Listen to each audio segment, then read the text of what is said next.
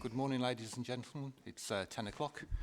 Welcome to Prosperous and Overview Scrutiny Committee. I'm Peter Gruszkonjik. I'll be taking today's meeting in the absence of the Chair. Could I welcome everybody to the meeting? Could I just do a little bit of housekeeping to start with? Could we turn off our mobile phones or put them on mute? And those who've got laptops, could you turn down the volume, please? Okay. Let's move on to item 1. Apologies.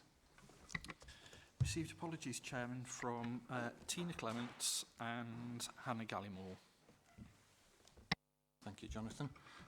Second item, declarations of interest. Anybody, anything to declare? Okay, thank you.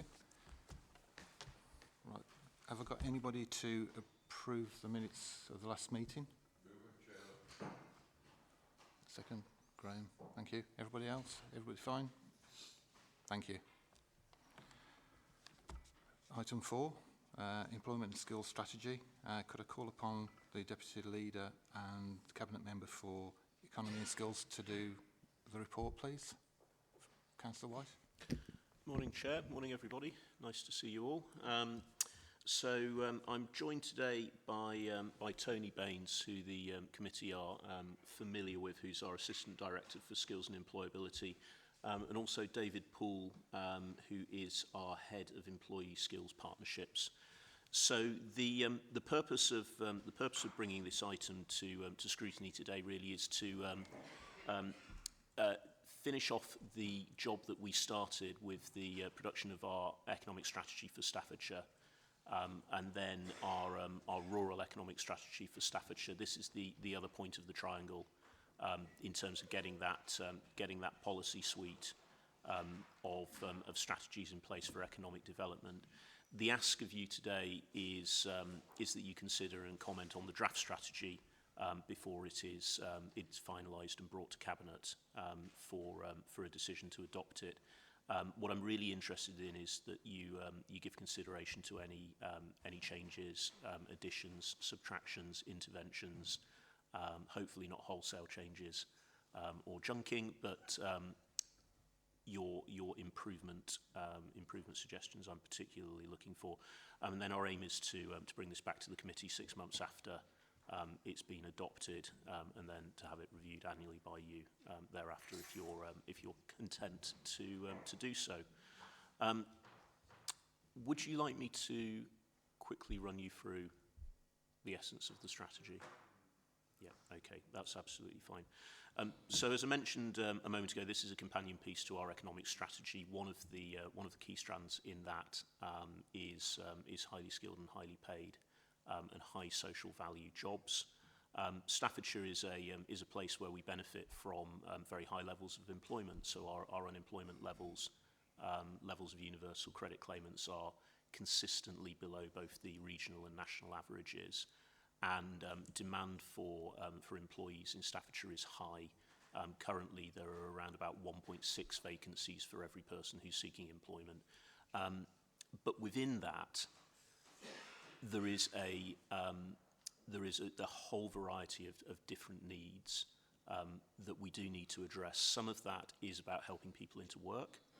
So we do have people who struggle to access employment.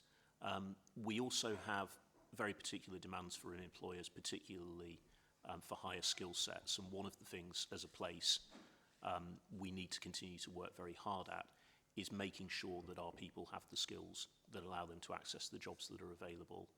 And we've had considerable success in that regard over many years. But the introduction of the economic strategy provided an opportunity to review that and look at the needs that our employers and our education providers are telling us that they require, and making sure that we have a strategy that's fit for that. The other bit of context is that the government has recently asked each part of the country to produce a local skills improvement plan. That's something that's been done holistically and driven through the local enterprise partnerships. The plan for Stoke and Staffordshire was prepared by the Staffordshire Chambers of Commerce. And we very much view this as a companion piece to that piece of work, to give the Staffordshire county area voice to that process. In terms of the key strands of the strategy itself, and so that you have the opportunity to hear a different voice to mine, I might ask Tony to just run through those key strands, and then I'll invite David to make any comments he wants to, and then perhaps we'll go to questions.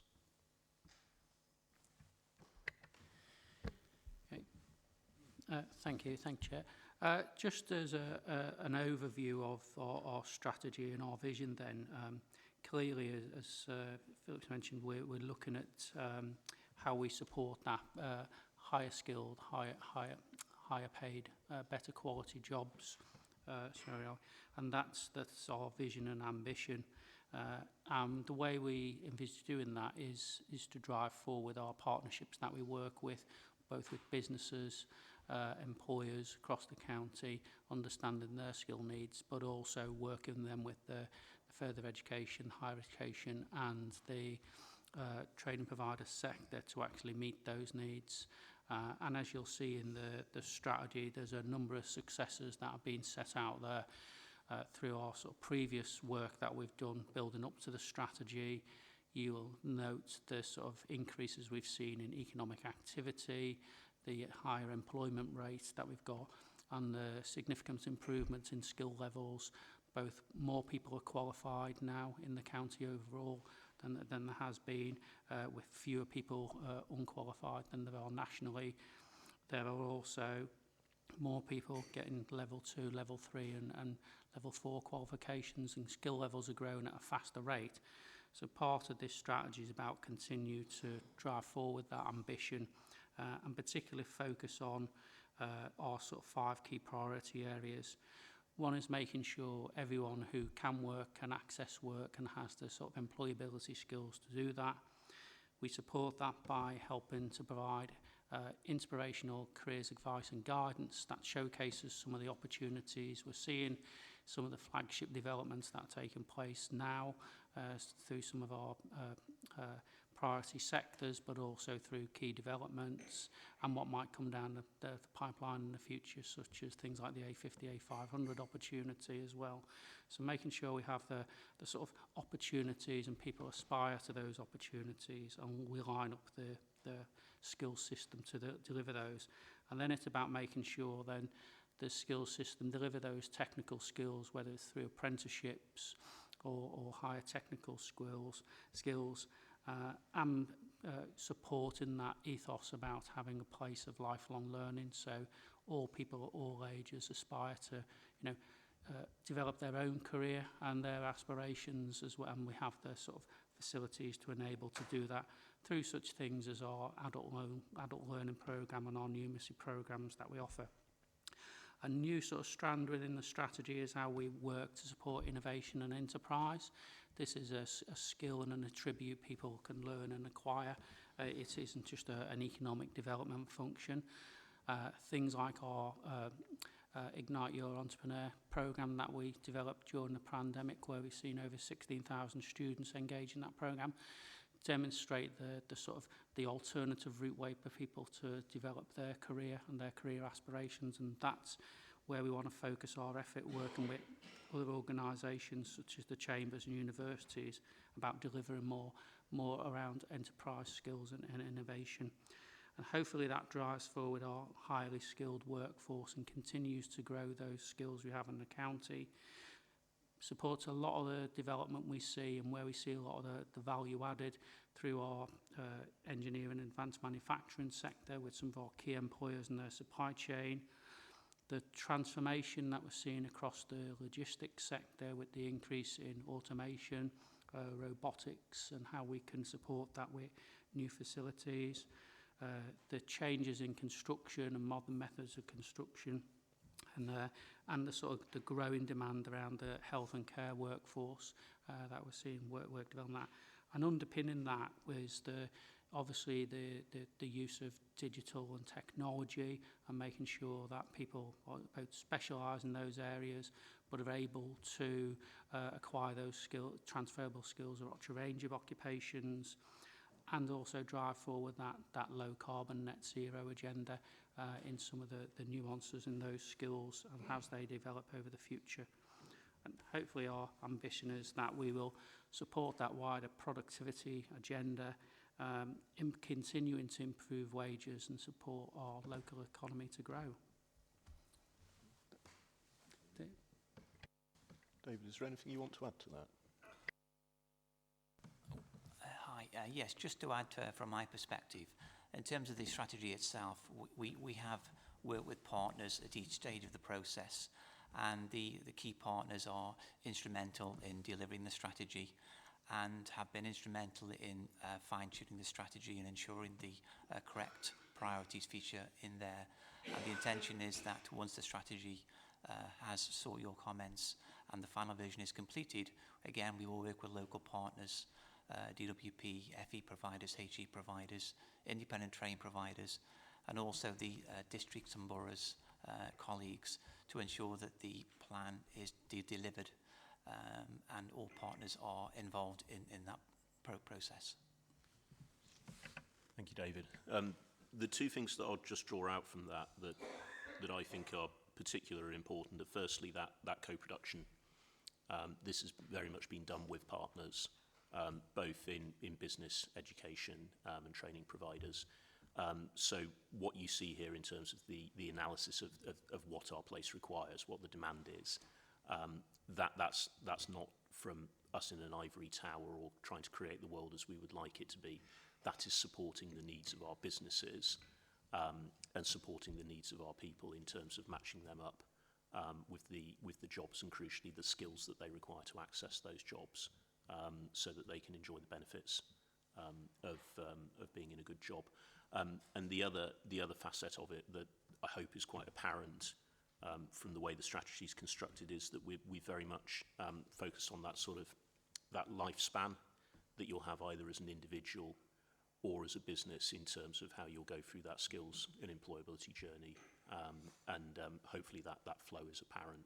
And we very much want to focus on lifelong learning, the days where you acquire your skills when you're in your teens and early 20s, and then that's it, are very long gone indeed. And so that's embedded in the strategy root and branch. I think that concludes our initial presentation. So we would very much like to invite your questions. Yeah, thank you very much for the report and the strategy. What you've explained to us, yeah, is really welcoming. Looking at the figures from 2016, the way it's gone up, less people unemployed, better qualifications, and it's the foundations for the future. Really, makes Staffordshire a really good place for people to live and get educated and get better jobs and money. And it's for our local economy as well. So thank you for that. I'd like to open it up to members for questions, please. David. Thank you, Chairman. Employment and opportunities are a moving target, and so what you may see as a dynamic opportunity today isn't tomorrow. And I'm thinking particularly, we've talked in this chamber and also in the main council chamber about the opportunities of HS2 and the number of jobs that brings to us. I wondered, firstly, the first point I was going to make was how much has that become part of your forward thinking? That was my first question. The second thing that I was looking at was that in agriculture we've got an ageing workforce, and so the skills agenda is vitally important as far as that's concerned. And on that front, I was particularly interested to note that Harper Adams University has been identified as one of the country's top universities. And I would think that it would be worthwhile this committee noting the success of Harper Adams, and I wondered particularly the agricultural market, how that was fitting into your skills agenda, and whether we had actually noted the tremendous success of Harper Adams. Thank you, Chairman. Thank you very much, David. Yes, so in terms of flexibility and adaptability, that's I think ingrained in the strategy, and this is a 2023 to 2030 strategy, which is a reasonable period of time to take a view on the skills needs that are going to prevail during that period, and that co-production with the businesses that will require those employees and the education institutions and skills providers gives us a pretty robust forward view for the next few years. But all things are subject to change and subject to review. It's one of the reasons why we've tried not to pick winners as well. What we've tried to focus on here are skills where there is clear demand, but also broader skill sets where there are elements of transferability around them. But and HS2 might be a good example of that, possibly, in terms of changing requirements for numbers of skilled employees in the near future. Who knows? But yes, that's very much ingrained in the strategy. Regarding agriculture, the Rural Economic Strategy identifies skills as one of the key facets of the needs of our rural economy. That ageing workforce is an issue, and so it's a direct concern of this council, and one of the reasons why we created that standalone strategy, that we're speaking to the needs of businesses and workers in our rural areas, and directly addressing their needs. And Harper Adams, a great institution on our borders, in a very productive working relationship with Keele University within Staffordshire in terms of their veterinary school. And I know that there are other projects that those universities are working on together. And we have a very good dialogue with both. We think there are some good commercial opportunities potentially that might come out of that, as well as skills and training ones. So very, very much attuned to your comments around that sector. Just to come back, we concentrate so much on how we're making great strides. I mean, I say particularly through Staffordshire University into IT, but we tend to think, not necessarily from your point of view in the presentation today, but we tend as a community to think of agriculture as being dirty hands and a shovel.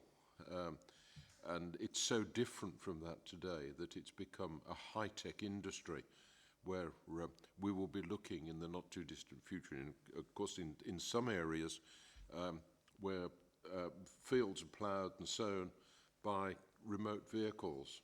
And we look at this tremendous high-tech development that's going on in agriculture. And I would just want to make sure, and I'm sure, Chairman, that we're not letting it go by, that's very, very much part of what we're looking at in our future skills agenda, because I think that we need to attract young people back into agriculture, and I think the high-tech element of agriculture is something that can excite young people and make them come back again. And I think that must be what we need to look at in supporting the Harper Adams University. Thank you, Chairman. Sorry, I'll come back on that briefly, Chair, if you'd like me to. So yes, absolutely. You scrutinised the Rural Economic Strategy last May, so I'm not going to attempt to go into too much detail on it, but key priorities within that strategy include improving rural digital connectivity and access to opportunities in those areas, stimulating enterprise and innovation, as well as supporting land-based productive economy, agriculture and forestry principally in Staffordshire. So those are all in there, but I encourage you to revisit the Rural Economic Strategy to get the detail, rather than trying to re-scrutinise it today. Thank you for the answer. Charlotte? Just a couple of points. You talk in the document about positively including disadvantaged groups and underrepresented groups.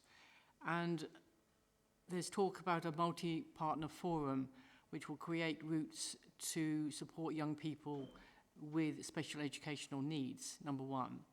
And number two, given that you talk about the fact that the demand for digital skills at all levels outstrips the need, one could probably include within that underrepresented group women in digital areas, because unfortunately women are still underrepresented in that area.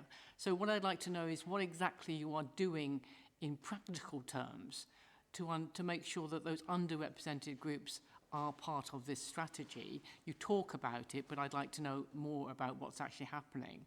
And the second thing I'd like to raise is really some clarification around the apprenticeship levy, because you talk about over 3 in 5 businesses don't have any training plans, budgets, or workforce strategies for training. So how are you using the apprenticeship levy to make sure that all companies make their fair contribution to training, rather than expecting big companies to do the training and for them to then just basically use that training to their own uses rather than investing themselves in what is a vital part? Because after all, both nationally and particularly locally, we do have issues around lack of skill, and that is underlined by the fact that that there are many vacancies in Staffordshire in high-skilled jobs, whether that be engineering, construction, health, or indeed in digital areas as well. Thank you. That's fine. Thank you for those questions. So they're both essentially delivery questions. So I'm going to ask Tony if you might want to comment on the specifics of delivery around the first question. Okay. Would you like that to be specifically regarding women accessing roles in digital?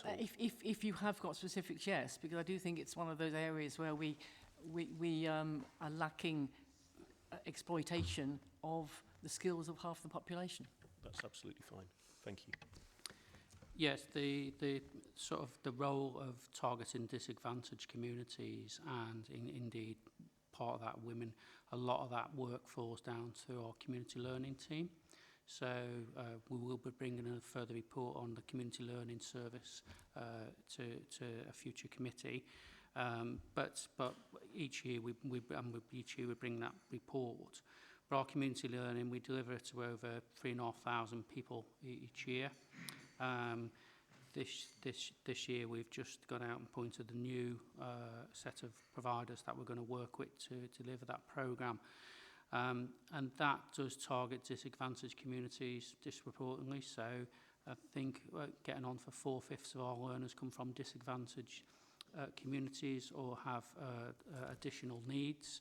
Most of our learners are women, and the provision we offer includes both specific work around digital skills and employability, to help people doing basics in terms of getting online or becoming more confident, digital skills, and providing essential digital skills, for instance.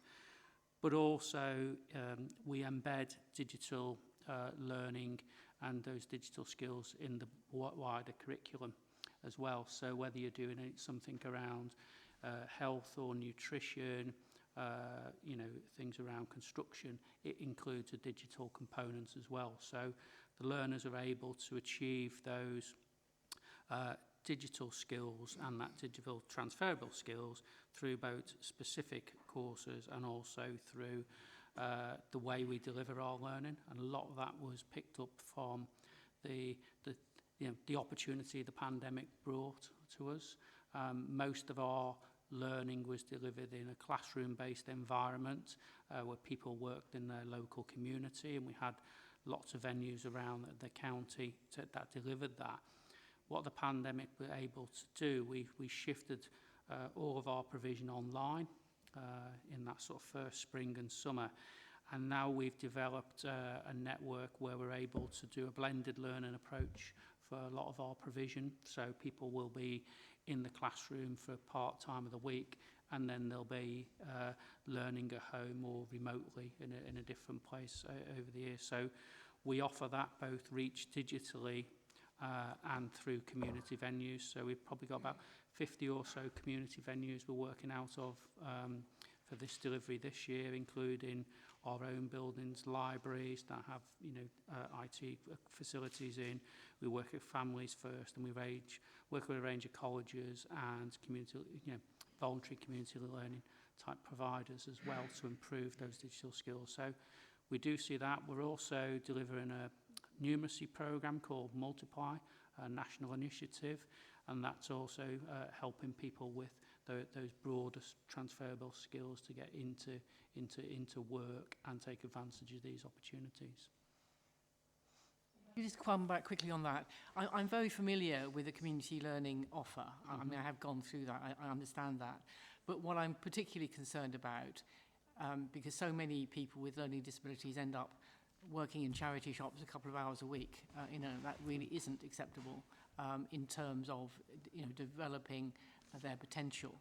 But really, once they get into a job, what support do those people with special needs get in addition to ensure that they can withstand the pressures of going to work? And I think that's important if you've got special needs. Yes, so we also offer through our supported internships, for instance, where we work with businesses to provide opportunities for people with learning difficulties to actually access work, and we work with DWP, Job Centre Plus, and their employer coaches job coaches to support people in work through those opportunities. We offer our Open Door programme, where we offer work placements in the county council that provides access within to work opportunities in the county council and with our supply chain and partners as well. And we also work to support more widely. We've recently, through our Jobs and Careers Service, we've appointed a job broker funded from adult healthcare to improve employment opportunities for adults with learning disabilities as well. So we're pushing on a number of fronts to try and address those issues around disadvantaged people and people with learning disability to get into work. What sort of numbers are we talking about? Across the supported internships, the numbers are building back up because we lost a lot of placements through the pandemic when things shut down. So there is a small number. I think the biggest number we got to is about 50 or so young people on those placements. The adult learners ones, in terms of their new opportunities, so that service was launched in April this year, so we haven't realised those outcomes yet, but that's something we're working towards. And would you... Levy? Yes, I was going to say, would you like me to answer that? So I think it's well known that the apprenticeship levy is challenging for smaller employers because it supports training costs, but it doesn't support wage costs. That's something that we've been in dialogue with government about for a number of years, as I know many other local authorities have. But we've directly acted in Staffordshire through the Apprentice 500 scheme. So that was part of our Back to Business programme that we started during the pandemic, providing wage support to smaller businesses, employing people aged 16 to 24 on apprenticeships. So we have directly intervened in that market in Staffordshire to provide that support. I'm not sure what the current number is for that scheme. It is the Apprentice 500, but I think we were somewhere in the mid-400s, weren't we? Yeah, so the Apprentice 500 scheme, we achieved about 420 or so apprentices before the scheme lapsed in that. We also support... 427, I think. Yeah, so we have that as that investment. We also use the County Council's apprenticeship levy to support other businesses in recruiting apprentices. So the budget for training is a finite one nationally anyway, so not always businesses can access that. So we work across the West Midlands and with the NHS to actually pool levy funding. So we think we've transferred over £500,000 to businesses in Staffordshire from apprenticeship levy funding, both from the county councils and other businesses across Staffordshire to support apprenticeship opportunities locally. So that's how we try and maximise that investment locally and support different businesses. And just to add briefly to that, we would very much like government to change its approach to be more closely aligned with the approach that we delivered here through the Apprentice 500 scheme. That we think that would be a good investment. It is very challenging for small businesses to support apprentices particularly in the earlier stages of their training. And I think we've demonstrated the case for that by being able to encourage smaller businesses in Staffordshire to take on over 400 new apprentices, people who are now in highly skilled employment as a consequence of that, because we were able to gap that financial shortfall that those businesses had whilst they were making those people productive. So I think there's a very good case for that, and it's something that we'll continue to lobby government to adopt as national policy.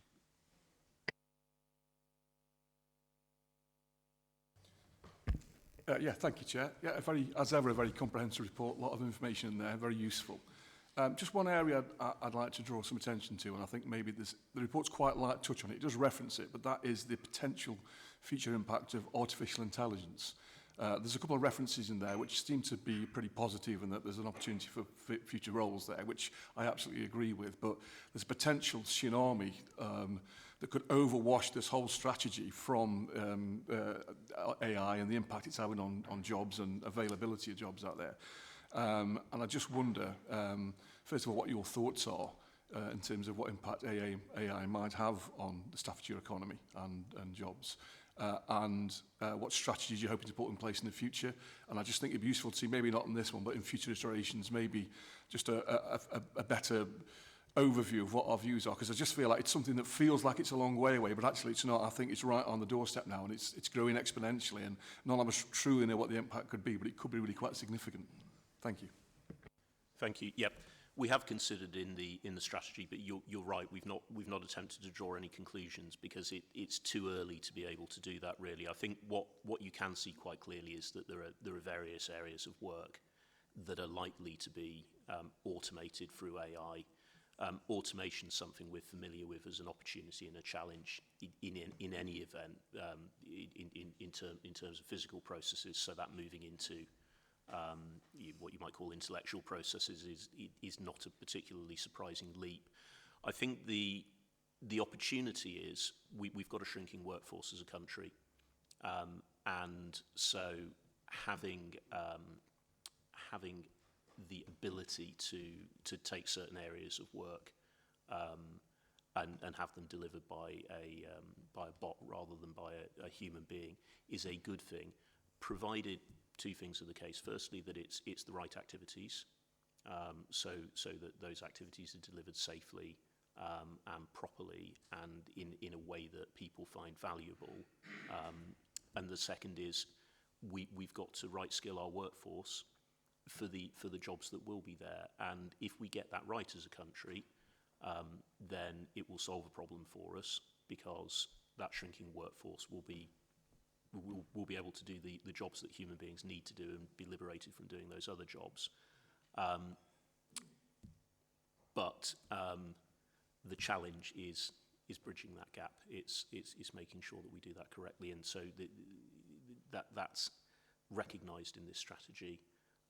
We will need to see that develop, and we will need to adapt and overcome the challenges, but hopefully meet the opportunities. The final thing I'll say on that is we all know that productivity is a huge issue in this country, and there are a number of strands to developing a solution to that, but this is potentially one of those. Again, it's about having people in the right jobs and with the right skills to be able to do them. Thank you. David? Thank you, Chairman. I'm sure colleagues are probably well aware that in my division we've been working for some considerable time together with the county and the district in bringing a 10-acre high-tech site to the platform. This is now going forward for, I understand, a recommendation for approval in November. And what's interesting, and why I think it's a point for us today, is that high-tech development sites are quite different from sheds and the sort of things we have elsewhere in the county. And what this will represent is the only development of high-tech manufacturing units in the whole of Staffordshire. And so really very excited about what's happening. I mean, without wanting to be boring, a high-tech development unit unlike any other manufacturing unit, manufactures very, very largely in an office environment, and it's only the very end of the unit that actually is packaging stuff and sending it away. So high-tech manufacturing is very, very different to other sorts of manufacturing, and I look forward to that coming forward and starting to be built, and hopefully not too far into the future. And so I hope that that's incorporated within your strategy for long-term development. Thank you. Well, I think the short answer to that is yes, and I certainly I look forward to the decision of the Planning Committee at Lichfield District Council on that particular development. Sam? Thank you. I may have missed it, and I know that you deal for the 16 plus, but is this something you could take into the high schools for year 10s and year 11s? Because I'm going on past experience, the children at year 10 are asking to take the GCSEs, put in for their exams, choose their options, but some of them don't even know what they want to do at 15 and 14, yet they're being asked to make that lifetime decision that's going to carry them in. So something like this you could take into schools and just give them so many different options that they could look at. At the moment, they don't have those options, so they don't know where to go. Thank you. Yes, and that's very much one of the purposes of the strategy. So I mentioned earlier that the strategy is deliberately constructed as a sort of life journey, and that starts in childhood and through your education. As you most people, hopefully, they have a broad idea of what sort of thing they might like to do, and then they focus that as they move through their teens and into the world of work. So priority number one, ensuring that that people are work ready and can access employment. That work readiness begins in school. One of the programs that we developed again through the Back to Business scheme during the pandemic, and has been very successful, that I'd like to see rolled out in schools, is Ignite. So that's our entrepreneurialism training that at the moment we deliver to college students. We've delivered it to about 16,000 so far. David is the architect of that, so I might ask him to speak to it in a moment. But we're currently looking at the feasibility of rolling that out into our schools. We're in dialogue with schools about where that's most appropriately delivered. It might be in year 9 before the timetables get congested with GCSE activity. And what that also builds into is building more resilience in our learners. You'd be aware there's a lot of discussion at the moment about children struggling in education. We have concerns about the growing number of young people who are not in education, employment or training, which is an area where Stafford has been really successful in making sure our young people are in one of those areas when they leave school. But there's been a considerable growth in terms of particularly issues with anxiety and other things that mean that there's a bit of a fall off in that. Anything that we can do to build resilience, build motivation, seeing a purpose to your learning is really important to us. And Ignite's a good example of that. And it also teaches those sort of business skills. Secondly, inspirational careers advice, priority number 2, is directly aimed at people in the age group that you're talking about, that stage in their lives. We've recently brought the careers service back into the county council as something that we're delivering ourselves, and it's going to be a particular area of focus for us. I think for too many years it's been a Cinderella area for government, and generally something that people have just felt is a little bit too difficult to grip. And to really make work, and I'm determined that we do that for the same reason. It's not so much about you when you're 14 or 15 saying, right, I am going to be an agricultural scientist specialising in seeds.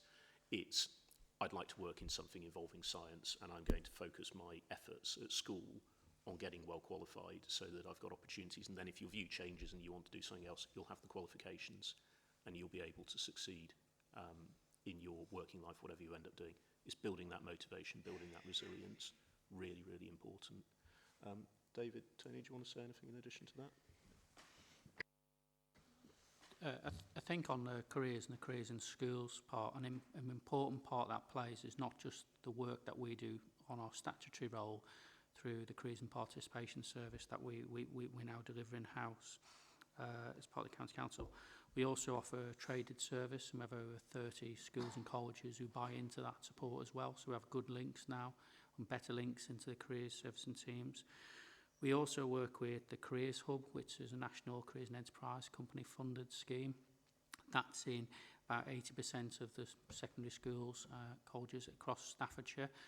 We are investing in an additional advisor this year to drive that forward to 100%. And that very much Careers Hub uses the Gatsby benchmark to be able to schools to self-assess about how well they're delivering careers advice and guidance for young people. It also provides the opportunity to link in careers and enterprise advisors from businesses. So we have a lot of business representatives who are able to work then closely with schools around careers and sort of the real world of work as it is today, and inform them about options. That is currently a sort of project with the LEP. We are strengthening our relationship with the city around how that's delivered, with a view to having sort of more visibility and control over that in the future as well, in terms of what we do. So for the young people side, that's a strengthening areas, as Philip said, we want to grow. The other part of that is the broader sort of jobs and careers approach. We, as you know, launched our Staffordshire Jobs and Careers service. That's backed by a digital platform. We're increasing the marketing communications around that platform as well. So we had a particular campaign over the summer around Results Day, which saw a 300% increase in our visits to that website. So we had over 8,000 people visit, 5,000 engagements in that, where we're trying to provide that advice and support to people thinking about, and parents and children thinking about their future options and careers. That website will develop as the sort of one-stop shop. It already provides you with all of the job, apprenticeship and training opportunities available in the county. What we're also putting in there is additional information about careers advice and what's available for parents now, but it will become the sort of single point for people to go for all things related to careers now and the future and those opportunities. So we're pushing on a number of fronts with what we're trying to deliver around that. And as we've sort of said, it is something where we think there's some real gains for having that local approach to this, where we can reach out to schools and colleges and build those links with employers to make those opportunities real for young people through those different mechanisms.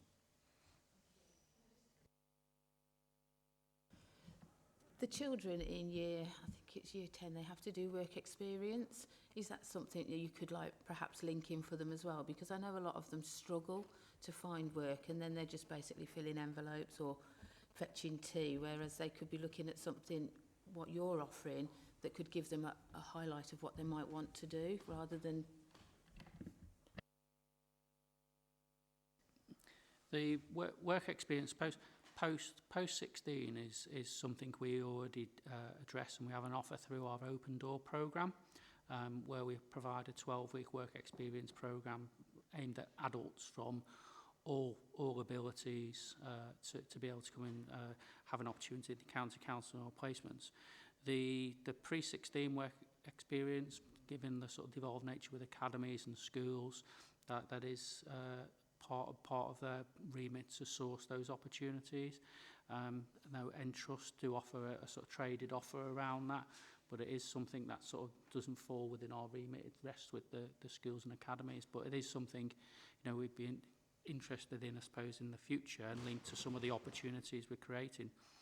We are offering T-level placements this year, so we interviewed yesterday for T-level placements within the county council in the sort of business area, and we're hoping to start 4 T-level students over the next couple of months to work in the county council. So there are opportunities there.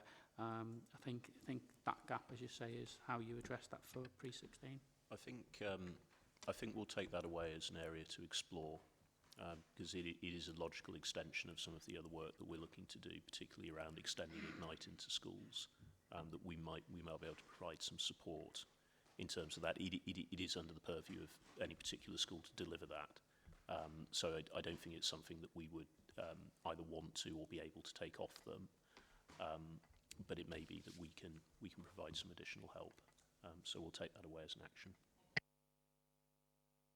Thank you. Philip? Yeah, thanks, Chair. Maybe I would help there. As a practitioner with special educational needs children myself, yesterday we had some key stage 4 guys, which is obviously year 10, for work experience, and I can say that the schools actually do a lot of work within the school to support our students in not only getting the place for them to do the work experience, but also helping them with doing phone calls to businesses or writing emails. So there is a lot of support, but I would welcome, I mean, obviously I work in Derbyshire. I would like to think that in Staffordshire we have reciprocal works in Staffordshire, but they do get a lot of support. We actually write templates for them to help with their emails to employers, and so there is a lot of support, and we guide them. Obviously it's a lot more difficult with special education needs children, because a lot of them, with the best will in the world, will probably never pass maths and English. They feel we have to encourage them and support them to say that you do have skills. You might not be good at maths and English, but you do have skills, and it's to support them to get over the fact is that they're not worthless individuals. They're very good individuals that have a lot to offer our communities. So we do a lot of work in schools. So. Well, I think there's the couple of things that I'd just draw out from that is, firstly, what you've just described there illustrates the reason why that responsibility vests principally with schools, because it's part of the school community that they'll have hopefully established relationships with businesses in their locality, but there may be things that we can do to help with that, so we will explore that.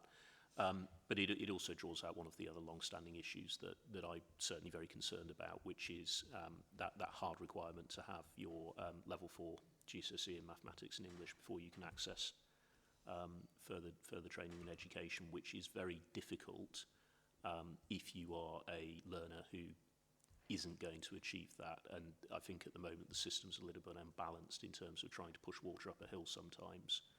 Whereas what we actually need to do is to try and find ways to use the skills and qualities that those young people have that aren't going to include getting that level 4 in English and maths. So I think there's something there. That's national policy, but something that we have a voice in and a view that we continually express.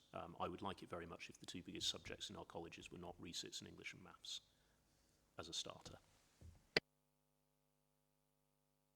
Thank you for the answer. Members have made some valid contributions today.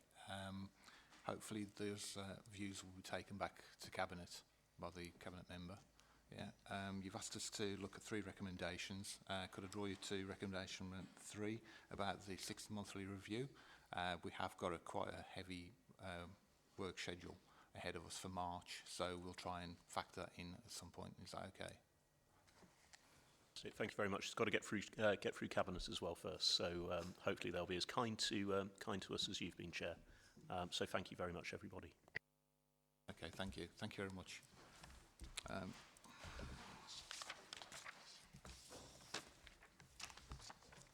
Right, moving on, item 5, we've got HS2 impact on Staffordshire update. So we've got Victoria Roberts, Chair, and Paul Mullins. Okay. Just get the clicker.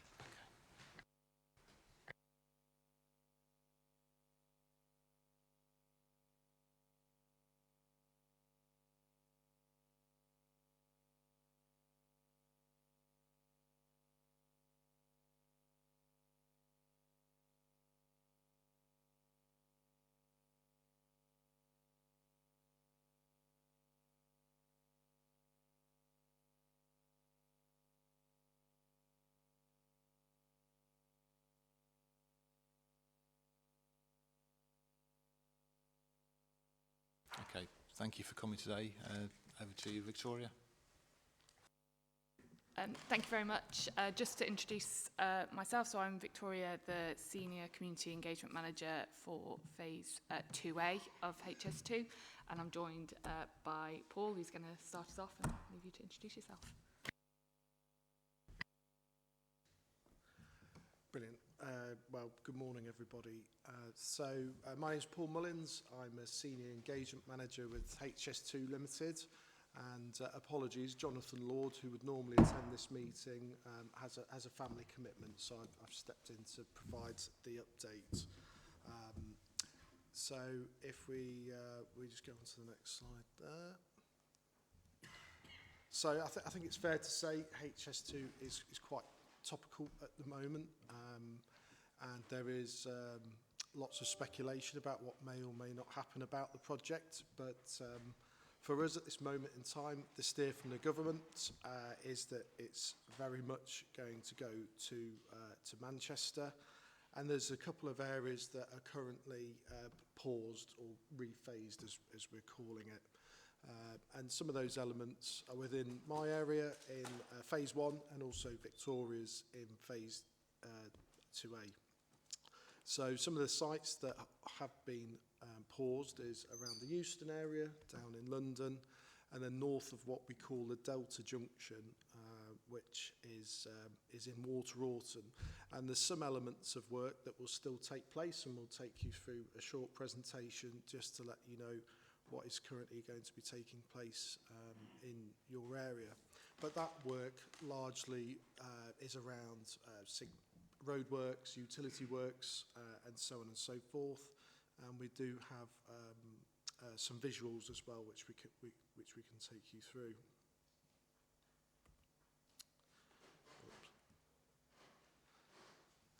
So hopefully, although at this distance you might struggle to see the slides, but we will circulate that, and this is also information which is in the public domain because we've created a number of local information leaflets, and we do have some engagement activities taking place. But in this area, Drayton Bassett to Swinfen and Packington, you'll see that there's works around the A5 and the Watling Street overbridge that will still take place, and around the A453 and Drayton Lane. What we have on the orange line is areas of work that will be paused. What we need to remember in a lot of these areas is we've probably spent the last couple of years preparing to start work. So that's establishing site boundaries, setting up internal haul roads, and also establishing some compound locations. So in a lot of areas where the works have been paused, we've only really done preparatory works anyway. But in some of those areas where we have done large amounts of earthworks and excavations, the strategy behind pausing those works is doing what we call hydro seeding. So we will go along those areas and we will seed it with like a mulch and seed mix, and then that will grow to regreen all of those areas rather than leaving them as kind of large brown strips or scars on the landscape.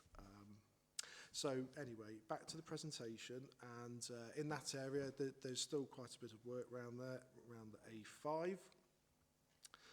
And then in the Whittington to Armitage area, again, we still have a number of overbridges, and our Cappers Lane compound will still remain operational for a lot of the staff that are based there. So still lots to do in this area.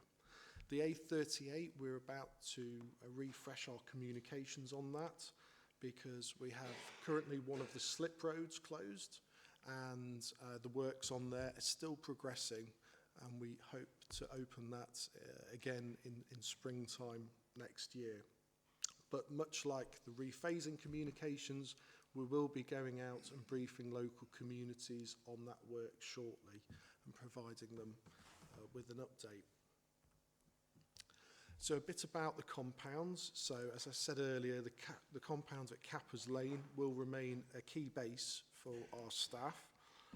But some of the compounds we will temporarily close, and that's around the A453, Sutton Road, Woodend Lane, and also Shore Lane, some of our kind of smaller satellite compounds. And those compounds will be secured. We'll have security strategies surrounding any areas that are paused. So that will be fenced off, secure. We'll have mobile security patrols, alarm systems, and still in some areas static guards to keep an eye on these areas that are paused. And then utility diversions, we did, and we will continue with some of the major utility diversions. So works will progress on those too. In terms of the security, I think I've kind of touched on that, but a lot of areas, we had a lot of questions yesterday at a public event about, you know, they don't like the sort of aluminium Harris panels that you can see in the picture. Will we change it for sort of wooden fencing and things like that? But unfortunately, the fencing that's in there at the moment is likely to remain in situ. We use lots of different types of fencing depending on the security assessment. But the fencing will remain in situ and places will be secure. And we'll also have a programme of grounds maintenance. So we'll be keeping those areas neat and tidy and continuing with environmental monitoring in those areas. Any traffic management and works that do proceed and are proceeding, we will continue with keeping residents informed and keeping our website updated. Demolitions have been largely completed in the areas, and any that haven't have been paused, but most of them have been done. We have assessed some of the public rights of way and where we've had temporary closures, and we will review any that we can reopen, but given the works that's already taken place, that could be a struggle to open them safely, so diversions will remain in place. And things like the community funds, they will remain online, and supporting local schools with STEM activities and working with jobs brokerage schemes and all that kind of good stuff, that will still continue because we're still incredibly busy throughout this whole, slightly south of this area, because obviously the phase between Old Oak Common and Birmingham has been prioritised, so that's still very much full steam ahead. Some of our communications I've already mentioned will continue with the alerting people of our work. That's through direct mail, leaflets through the letterbox, email alerts, website updates, and so on and so forth. And then newsletters. So as I mentioned earlier, we've just done an exercise to disseminate the information that we've got in these slides today, and we do have community drop-ins and things like business working groups. That still remains in place. Our next community drop-in, we've got one actually next Tuesday in Lichfield, and we look forward to hopefully that being well supported. I went to a rephasing community drop-in last night at Lee Marsden near Kingsbury, and that was very popular. So we will re-advertise that, and hopefully people can come and talk to us. Although from the conversations last night, I think there are a lot of frustrated people and people that would like to understand the speculation, but at this moment in time, we're following the government's orders and we're unable to comment on the speculation or the what-if scenarios, of which people are raising quite a few. So that kind of concludes the phase one update. I just wondered whether there were any questions now, or whether Victoria wanted to do her update and then we take questions at the end. I'm happy. Members, David. Chairman, I think that I ought to keep my comments to the presentation, because when we look at the impact that this is having on my division, where it comes slap bang straight through the middle with an enormous scar, I went to the presentation with HS2 for all local members, and I don't think the story looks particularly attractive. We've got a situation where all the major infrastructure areas will be completed, but there won't be any joined up writing. What we're going to have is what they say will be making all of the line routes grassed over and looking reasonable, but we are still going to have ugly fencing all the way along.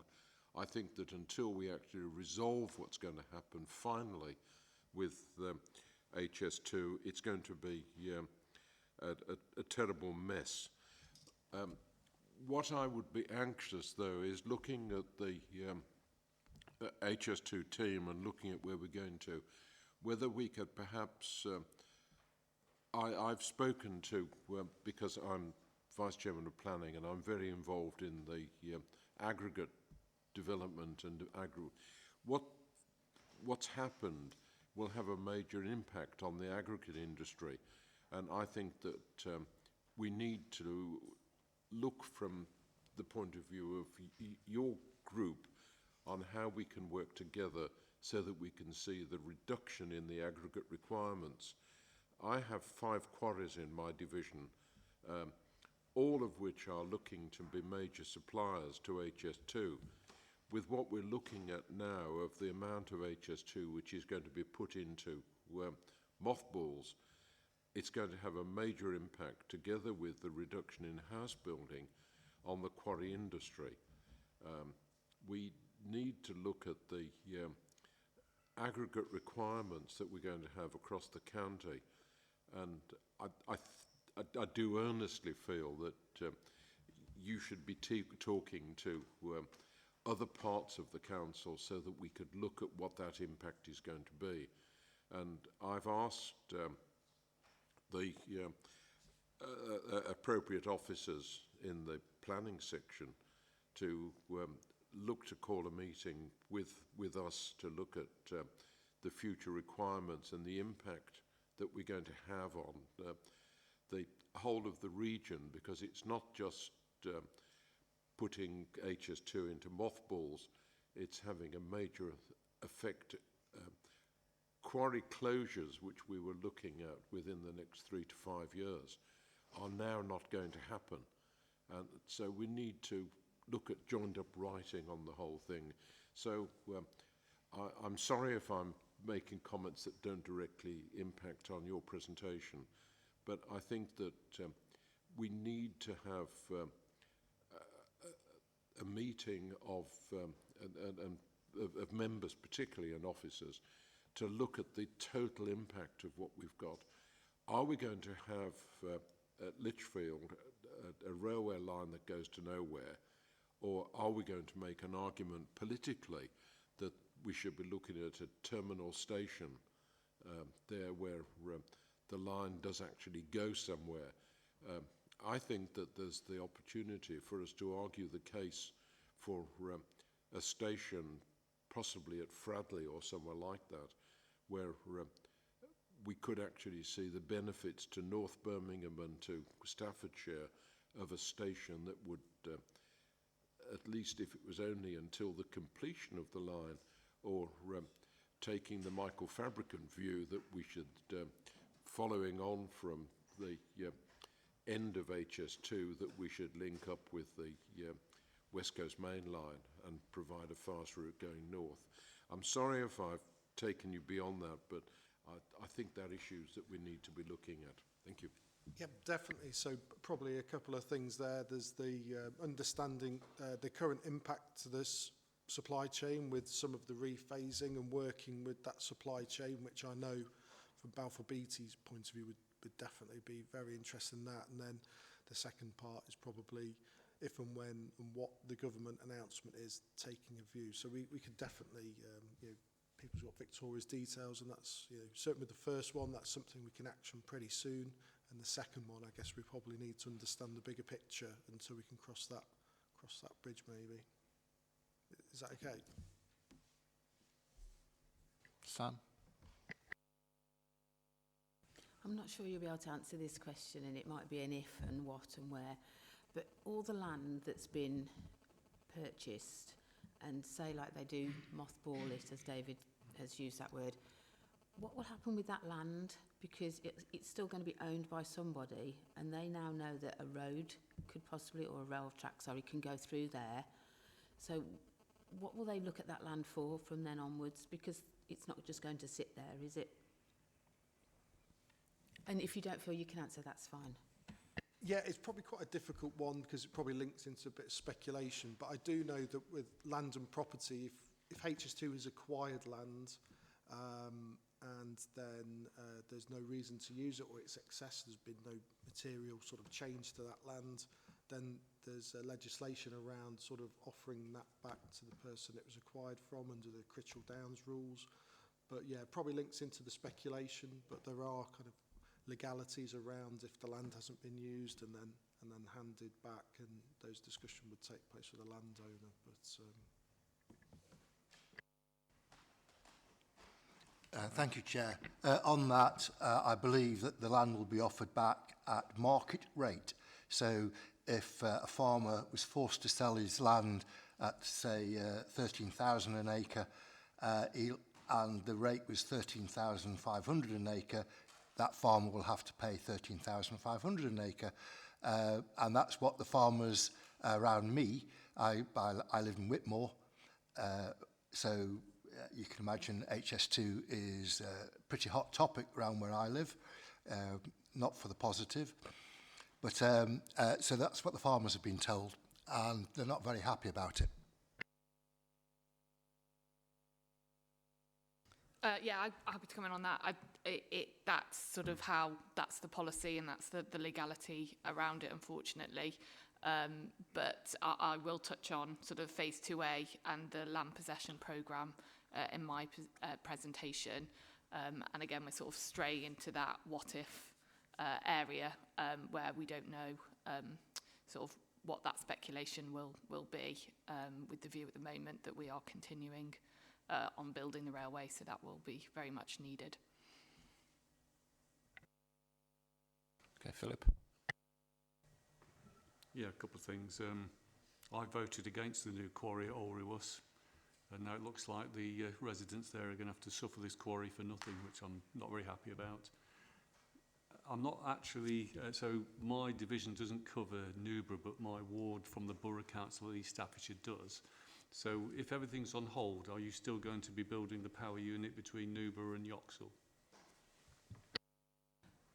So when it comes to that Parkgate connection, at the moment, as part of the phase 2A pause, that work is continuing in terms of the design development of what that looks like. As part of the land possession programme, that land has not yet been possessed, and that isn't being proceeded at the moment. I don't have a new timescale for that.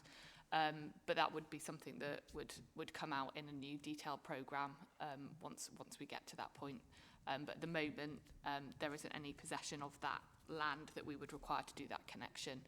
But they are still looking at the details around the design and what that looks like, and undertaking some of the surveys that might be needed to inform that process. Thank you. Any more questions at this stage? Okay, if you want to carry on with the... Okay, sorry, Bernard. Just to say, first and foremost, HS2 doesn't go through South Staffordshire. But as an interested spectator of looking on television of what's actually happening, and you see the kind of costs that HS2 is taking in respect of what other countries' costs are, and obviously the time taken to do the work is obviously a lot longer than other countries.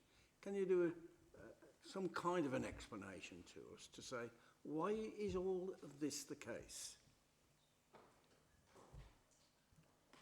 So I can't comment specifically on particular costs of particular aspects of the project, but I think if we're looking at the country as a whole and comparing it to other areas of high-speed lines, we're a much more densely populated country, so we've got a lot more engineering challenges to get through that.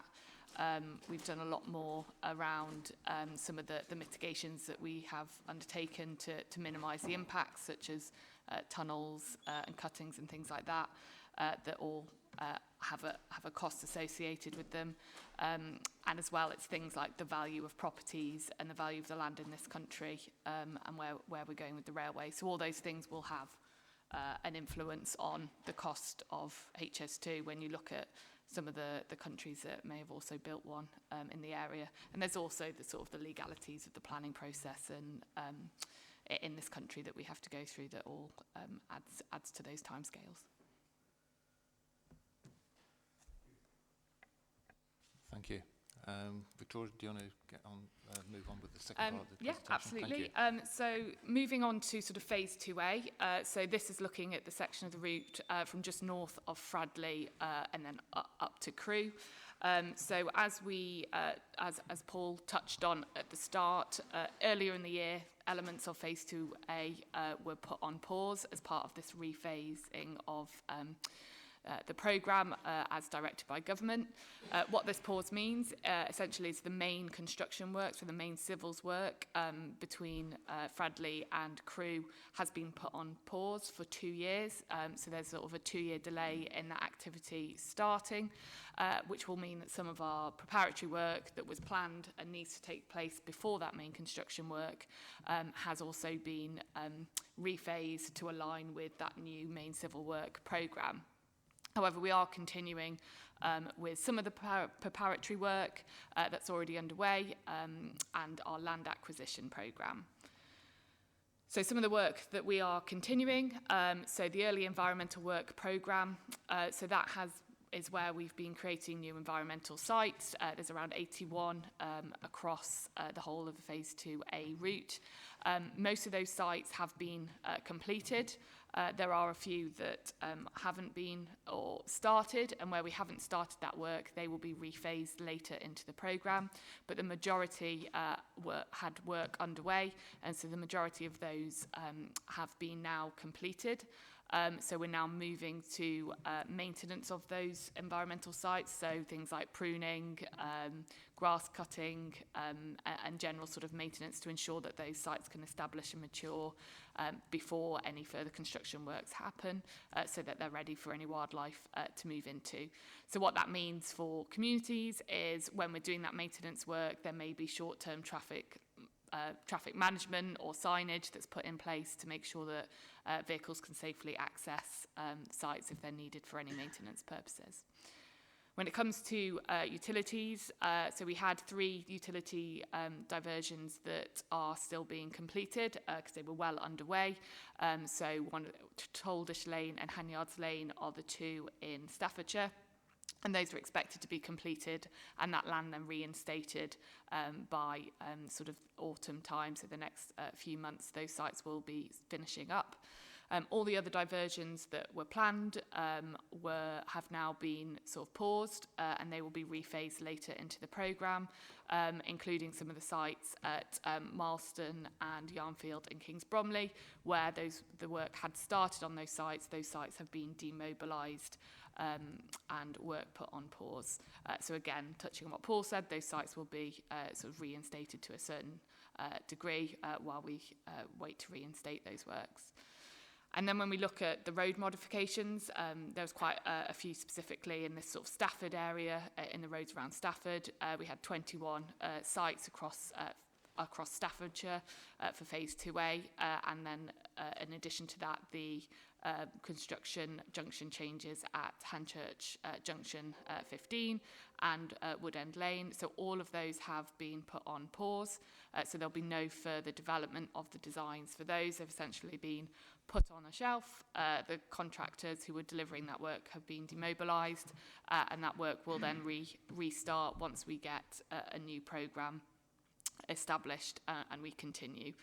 I think importantly, in the background, we are still working on developing the design of the actual railway, so that detailed design, so all the surveys that have been undertaken from the ecology surveys, utility surveys, those have all been feeding into the design development, and that process will still continue over the next few years so that when we are ready to restart that construction, that design is in a good place. The other element that we are continuing on, and we touched on this slightly, is the land possession programme. So under the Act, the HS2 Act, we have a limited time in which to acquire all the land. So those powers mean that we need to continue with that possession programme and ensure that that is continued as planned. So we are still moving forward and possessing the land. We're doing that in these sort of what we call super shapes, so large sort of shapes, and we're we're getting all the land from landowners in one swoop. That's a different approach to phase one, but it means for the landowners, it enables them to have more certainty around timescales, impacts and business planning, so they're not sort of getting ad hoc little bits of land taken, it sort of happens in one go. And all those landowners will have been engaged over the last few years, so they're aware of timescales and the impact that will have on their business, and we support those landowners where we can. In recognition of the fact that some of this land we now won't need for a period of time longer than previously expected, what we are doing is we're looking at things like farm business tenancies, crop licenses and things. So we're having those conversations with landowners so that they can continue to farm that land whilst we're not in need of it. So whilst it's in the ownership of HS2 or the Department for Transport, it's still land that can be used by those farmers, so it's not sort of sitting there not being used. Where for whatever reason, whether it's a landowner's decision or there's a programme reason, we aren't able to do that, we will then maintain that land appropriately in terms of keeping it in a good condition, weeding, strimming and that sort of thing. So that's sort of the land possession programme. So that finishes our sort of programme update. So I'll pause there if there's any sort of 2A specific questions before I go on to the skills employment and supply chain update. Thank you, Victoria. I think David's got a question for you. Yep, Chairman. I would only perhaps slightly go back to what I was saying before. I think that it's absolutely vital that we hold HS2 to their promise that what they're going to do is to, where they're putting stuff into mothballs, to actually mothball it in an acceptable way. If you travel between Lichfield and Tamworth on the A5, when you look at the area where we've got great steel girders poking out of the ground, and we've got temporary speed restrictions and all sorts of things that are happening. We've also got a diversion on the old A5 on Watling Street. All of these things are causing a great scar on the landscape, and we don't know how long HS2 will go into mothballs and if it'll ever come out of mothballs. And so I think it's vital that we pressurise HS2 to keep to their promise of making good those areas that we've got, and they don't end up with a scar. I would also say that we ought to have a look at public footpaths, because where we've looked at temporary diversions of public footpaths, those have been done under the Act of Parliament, but they're now going to be, for as long as we can foresee, closed to the general public. And that really is restricting our public footpath network across the whole of the southern county. And I think we need to look at that and to look at what we can do to maintain the public footpaths in the interest of the community. I don't know, Paul, if you want to come in on the sort of A5 public footpath. For phase 2A, we haven't got any major works because we haven't started that yet, so the impact will be minimal. But as you say, in your area, which is the phase 1 area, I know the work is continuing on the A5. Yes, definitely. In that area, the A5, that's one of those areas that will continue. And as we mentioned earlier, we've reviewed the public rights of way. Ordinarily, they're generally diverted. We work with the local highway authority on that. But I'm happy for us to maybe give you a bit of a more in-depth breakdown of perhaps what we've got diverted and the ones that can't be reopened. The reason why, that's no problem. I can go into greater detail at another time and take that action away.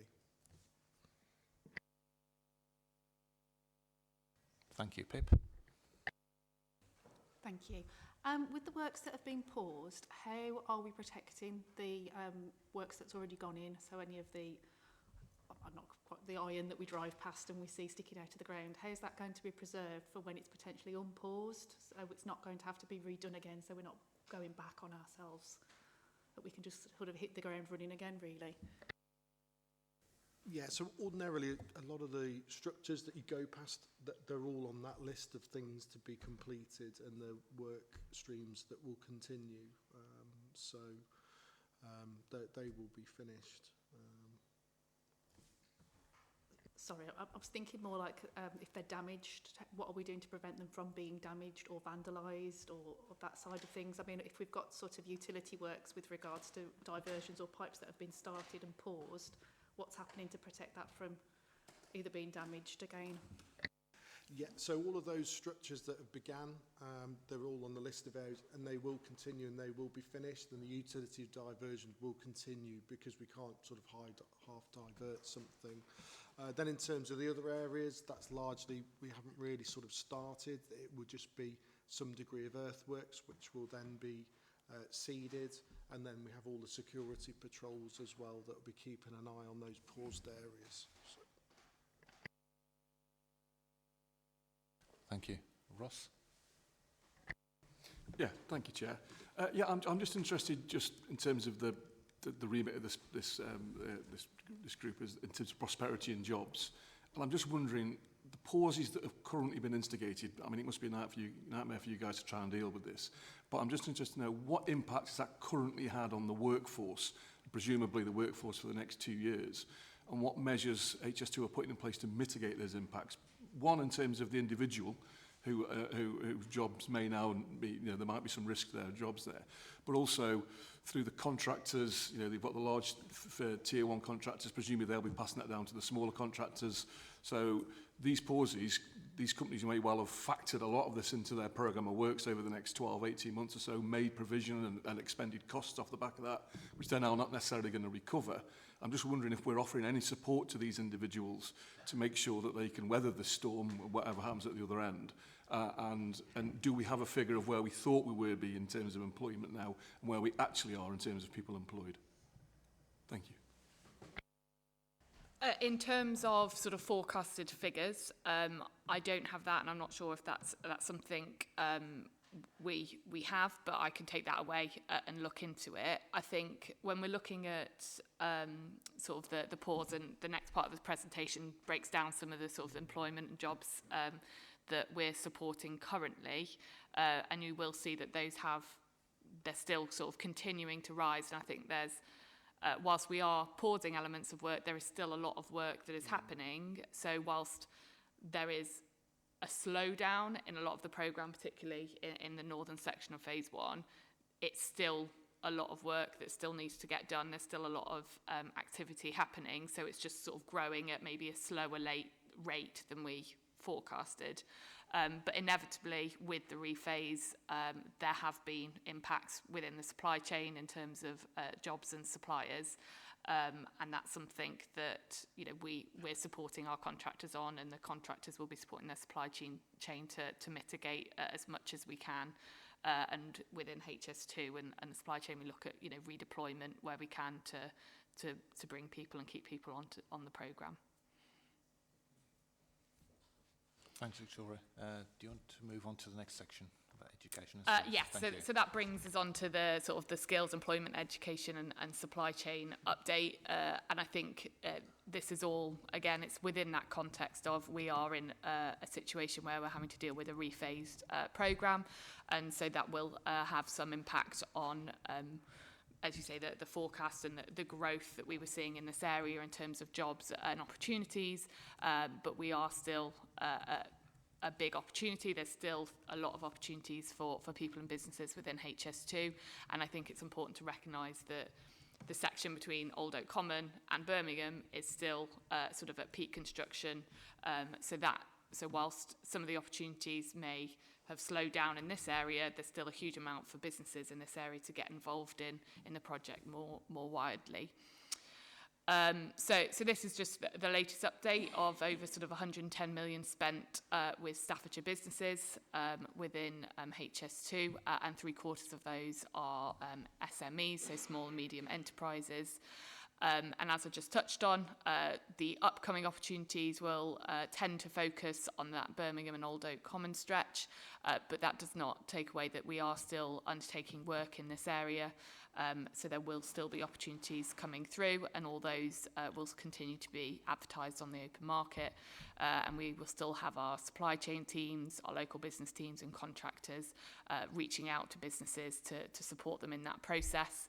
And again, it's all through the open platform of Compete For, and we've got lots of resources on the HS2 website, so any contracts will be advertised on there, and you can see who wins those contracts, get in touch with them and see if there's something that businesses can offer. So there's very much my message would be for businesses to continue to engage with HS2, to continue to explore what those opportunities are, whether some of those opportunities will be slightly later for phase 2A than we previously imagined.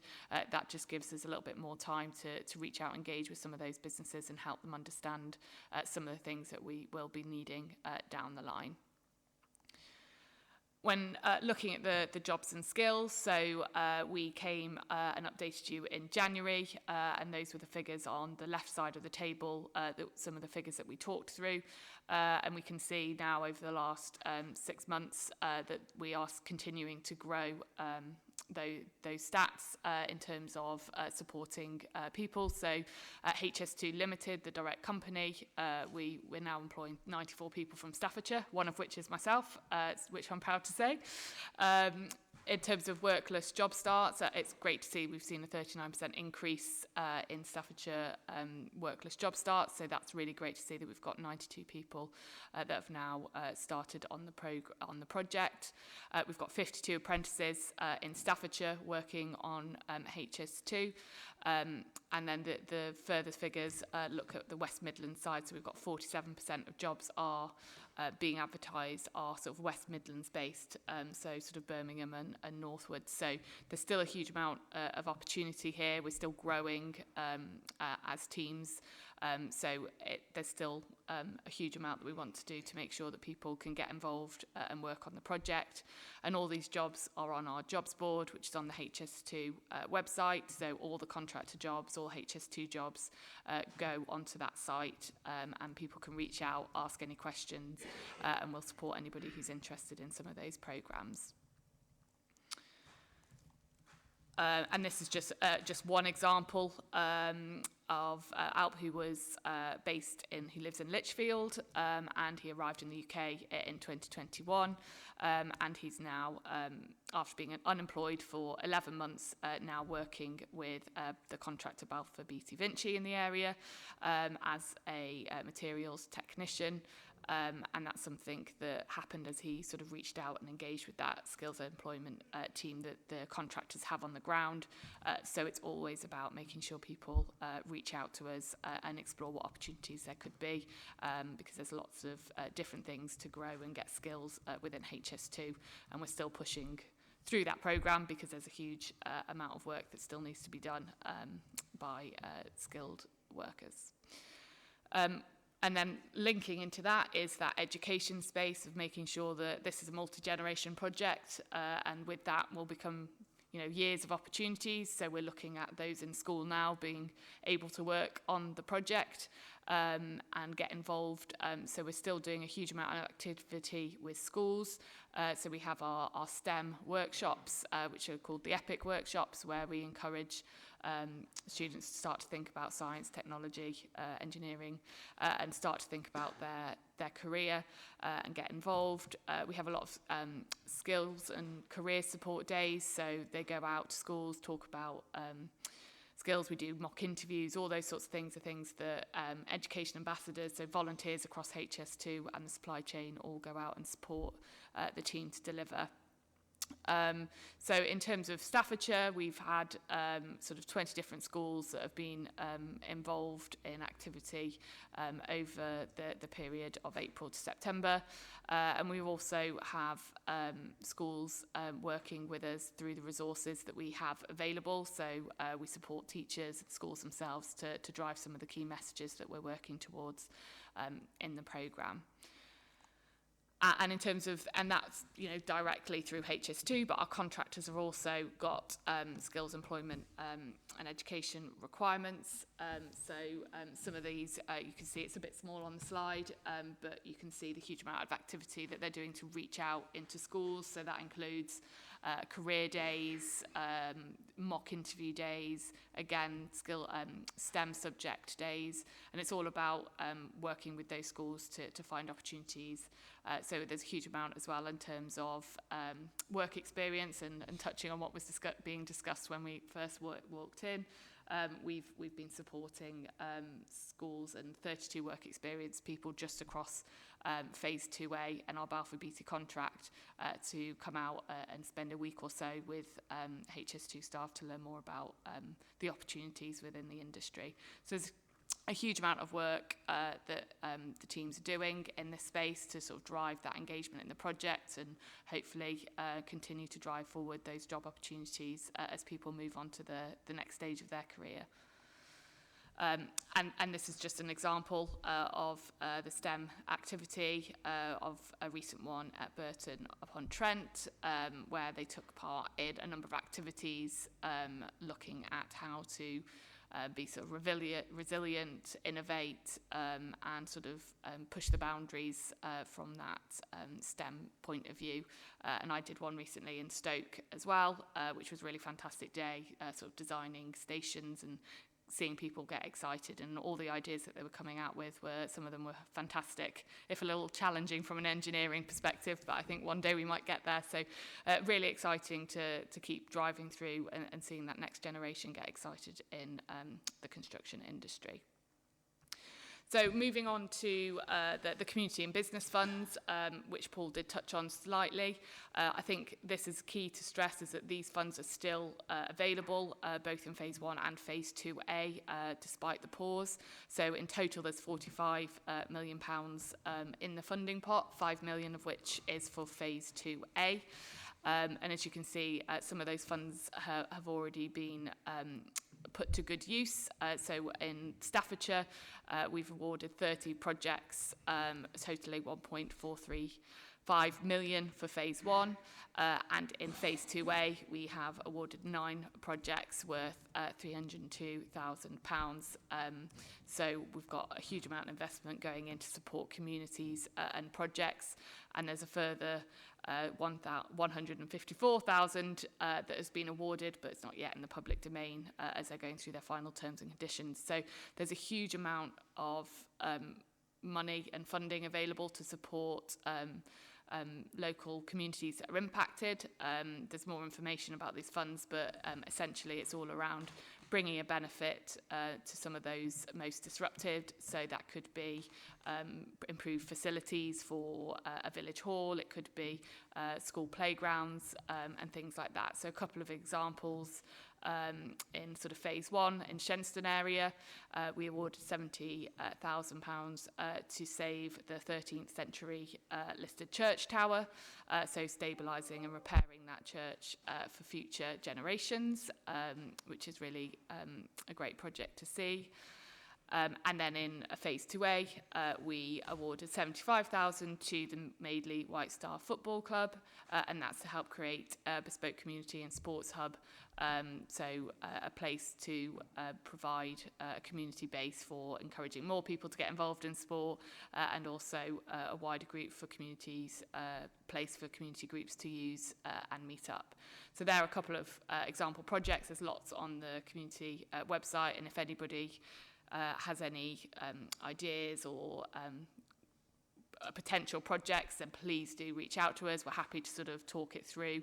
They're managed independently by Groundwork, but we're happy to have that initial conversation, give a bit of guidance, and Groundwork will be able to support people through any application process. And then outside of the community funds, our contractors also have a requirement to do community investment. So as part of their contract, they have to support local community projects. So some of the things, it might be volunteering hours or time, it might be providing materials for something. And so those projects are sort of happening across the whole of Staffordshire. And this is an example of some volunteering in Fradley, where a team supported the care home to revitalise their outdoor garden for residents living with dementia. So all those sorts of things, if there's little projects happening, then again, please do reach out to us. And if it's something that we can do through our contractors to support, then we are happy to do so. And this is another example around Manor Primary, where they provided sort of picnic tables, bird tables and a playhouse to sort of bring further support and to that community there. And that's the sort of end of our updates. I'm happy to take any questions more broadly on the sort of skills, jobs and business supply chain. Thank you, Victoria. Have the members got any questions? Brendan Mitkoff. Chair, if I may, thank you very much. I was interested to see the education resources that are available on your website. Could you tell us whether these have been accessed? If you've got any information on how many schools, places or people have tried to access this information, and are you promoting this so that people know that it's available?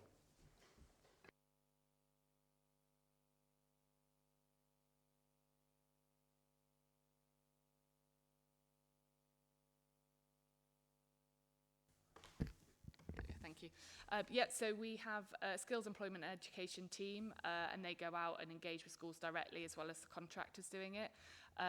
In terms of engagement with those resources, I can take that away and I'll come back to you. We'll be able to look at how many have downloaded those resources and any schools that have picked that up and delivered on it. So I'll see what I can find out for you. Anyone else? No? Okay, thank you very much, Paul. Thank you, Victoria, for the presentation. I'm sure members have found it enlightening. Thank you. Thanks for your time.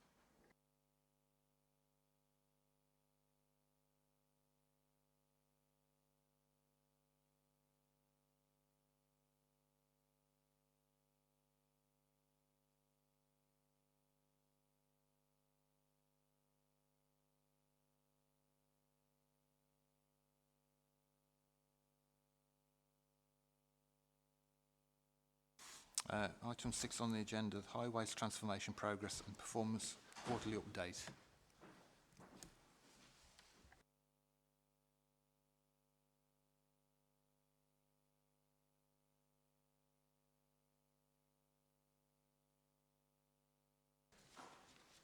Yeah, the update from Councillor Williams.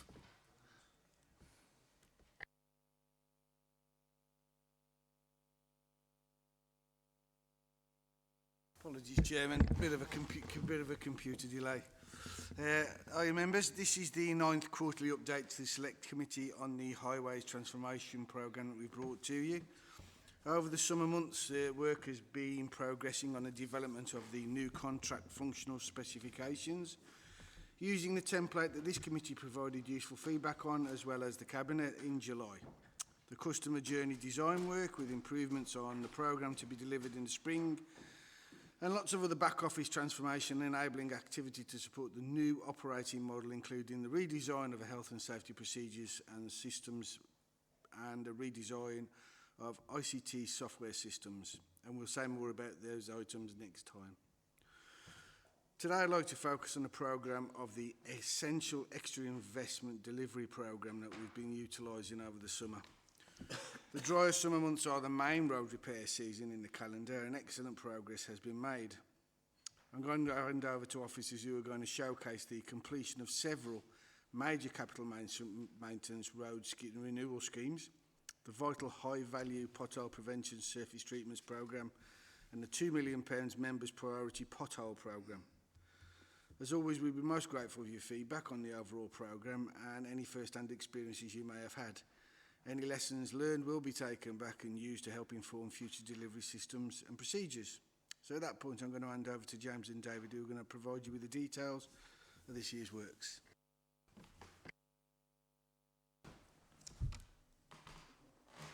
Thank you, Jack. Thank you, Councillor Wills. Just a quick reminder, so yeah, we're really very much going to focus on the third strand of that transformation today, the Highways Investment Strategy. We're going to look on the investment and specifically the progress that we've made this financial year so far on the major capital schemes that we've completed, the schemes that we've currently got on site, where we are with the rest of the schemes that will be on site in the remainder of this financial year.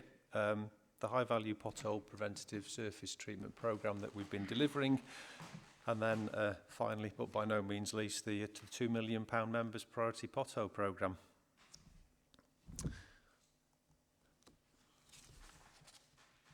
So since April, we've completed 14 sites.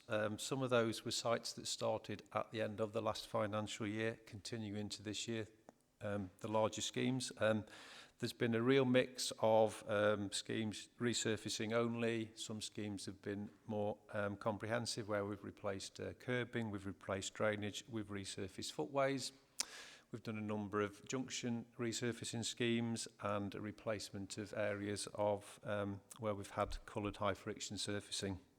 We've delivered over £6 million to date in this year, of which the majority has been funded through the County Council's investment programme, and one of those schemes is from the Levelling Up Fund. What I'm going to do is quickly take you on a whistle-stop tour of some of the schemes that we've actually delivered this year. They're in no particular order, but the first one, the A522 Uttoxeter Road, Beamhurst, we actually had the brand new JCB Pothole Pro debuted on that site. It started in mid-June. We programmed the work to take advantage of a shutdown at the factory during a later part of the work. It was resurfacing of the roundabout, replacement of curbs, and replacement of the new drainage, a new drainage system at the location. And the photograph there, that's the JCB Pothole Pro, I think on its first day there, actually cutting out one of the drainage tracks for some of the work. Just a bit of a close-up of the JCB, so £200,000 worth of machine. It's made its debut in Staffordshire on that site. It's a 3-in-1 vehicle. What you can see on the photograph right at the front is the tool that sweeps the material out of the patch when it's been done. It's got a tool on it that can crop the edge of the patch to help with the cutting out of the patch, and then right at the front of the machine itself is a mini planing device which actually cuts the surface out. So say it's made its debut at the scheme on the A522. We've since relocated it to the Leek Area Highway Depot, and it's been used on a variety of activities, including some of the £2 million member prioritised pothole fund, and also preparation for next year's preventative surface treatments programme. A5195, Burntwood Roundabout. It was at a really busy location, T6 of the M6 toll, and we completed that in June. Primarily a resurfacing scheme, but the operational teams were also able to use the road closures to carry out other works, such as clearing footpaths and gully cleaning, as well as some other patching on Burntwood Way whilst the roads were closed. Close liaison with the team that look after the M6 toll also enabled us to take advantage of some overnight closures that were taking place on that road. Much of the work there, particularly the resurfacing, was carried out overnight, as you can see, and that's one of the final parts of the activity, actually putting the carriageway surfacing down. Moving on to Lichfield, Eastern Avenue. This was a combined integrated transport and structural maintenance scheme. So the overall scheme was funded through a combination of both the HS2 Road Safety Fund and the County Council's own successful Department for Transport bid for active travel, and also the investment in structural maintenance. Again, when we got to the resurfacing, and the major part of the activity was done overnight to make sure we reduced the impact, and we also substantially completed it before the schools returned in early September. That's just an aerial photograph of the junction and some of the activities that we were doing. B5027 Lichfield Road Stone. Again, this was a fairly small resurfacing scheme, included some drainage, some curbing and some footway patching on a stretch of road on Lichfield Road. similar to some of the previous sites, close to a local school, and again we programmed the work so that we could get them substantially complete by early September when the schools came back. A4601 Avon Road, Cannock, a £1.35 million scheme being funded through the Levelling Up Fund 2 investment. That was a £19 million bid that we were successful in winning, of which I think there's £6 million worth of structural maintenance work in there. This is the first of that to be delivered. Comprehensive programme including repairing drainage, replacing curbing, footway resurfacing. Again, the actual resurfacing element was done overnight with closures to minimise the disruption. There was a number of supermarkets, the fuel garage, hotels and restaurants along the route, and the team liaised very close with them to make sure that we minimise the impact. Again, completed on site early September. A521 Utoxeter Road, Blythe Bridge, quite near to the railway level crossing on the photograph there. That started in last financial year, completed in May of this year. Despite some emergency repairs, the team actually found a gas leak whilst they were getting quite close towards the end of the works, but the team successfully managed to get that repaired to avoid a future repair and the newly resurfaced footway and carriageway being dug up. We also worked very closely with a telecoms provider that's doing development in the area. And in doing that, actually, we found some further damage, some other telecoms apparatus, which again, we managed to get repaired at the same time as the works to make sure that we were not getting the site dug up after we'd completed it. Again, just an aerial photograph. You can see it was in quite close proximity to the railway station and the level crossing. Team had very close liaison with Network Rail to enable to do that. Some of the other stuff that we do in parallel to that, some of the community stuff, it was near to several schools. Over 400 pupils typically would have walked through that route to school every day. So the team identified very early on that keeping those children safe on the way to and from school was obviously very, very important, and they had very close liaison with the schools about the activity, visits to schools, explaining how we could make sure that everybody could continue to get to and from school safely, but also safely. A34, Stone Road from Holmcroft, another significant scheme, £1.4 million, started earlier in this financial year, started in February, the latter part of last financial year, and we've completed it in September. I think there's a news release about that actually in the last few days that Councillor Williams attended. Very regular communication on that, as with all the schemes, keeping the local communities and businesses informed throughout the programme. Wherever possible, we carried out the work, keeping a one-way system to maintain flow into or out of Stafford, temporary signals, contraflow and narrow lanes. It was a 7-month project in total. The road closures were actually kept, or the complete road closures were kept to a handful of days throughout that period. And in fact, again, most of those closures were overnight so that we could do the resurfacing. Very, very close liaison with residents. We've had some really good feedback from that, including, for example, there's a number of properties along there that don't have off-street parking. So we provided a sectioned off area where people could park their car in effect within the works, not outside their own property. But again, we were just making sure that those local residents can continue with their daily lives whilst we did the works. A little bit further up the road on the A34, Walton Road roundabout, aerial photograph of that. Again, significant scheme. Actually, we've added to that scheme, I think, with the pace of the programme that we are doing. We did find out as we were planning the works and programming the works that we'd got some major damage to a highway drain there. So we extended the work, which did extend the initial duration, but again, successfully completed. And similar to the other sites, to avoid major disruption due to closures in the daytime, most of the surfacing work was carried out overnight over about a 10-day period in early September. And the last of the sites that we've completed to date this year, High Street, Tutbury. That was a mini roundabout right in the centre of Tutbury. It was mainly carriageway surfacing. There's a little bit of curb work as well, and we extended that back away from the mini roundabout to make sure that the whole of the junction was in good repair.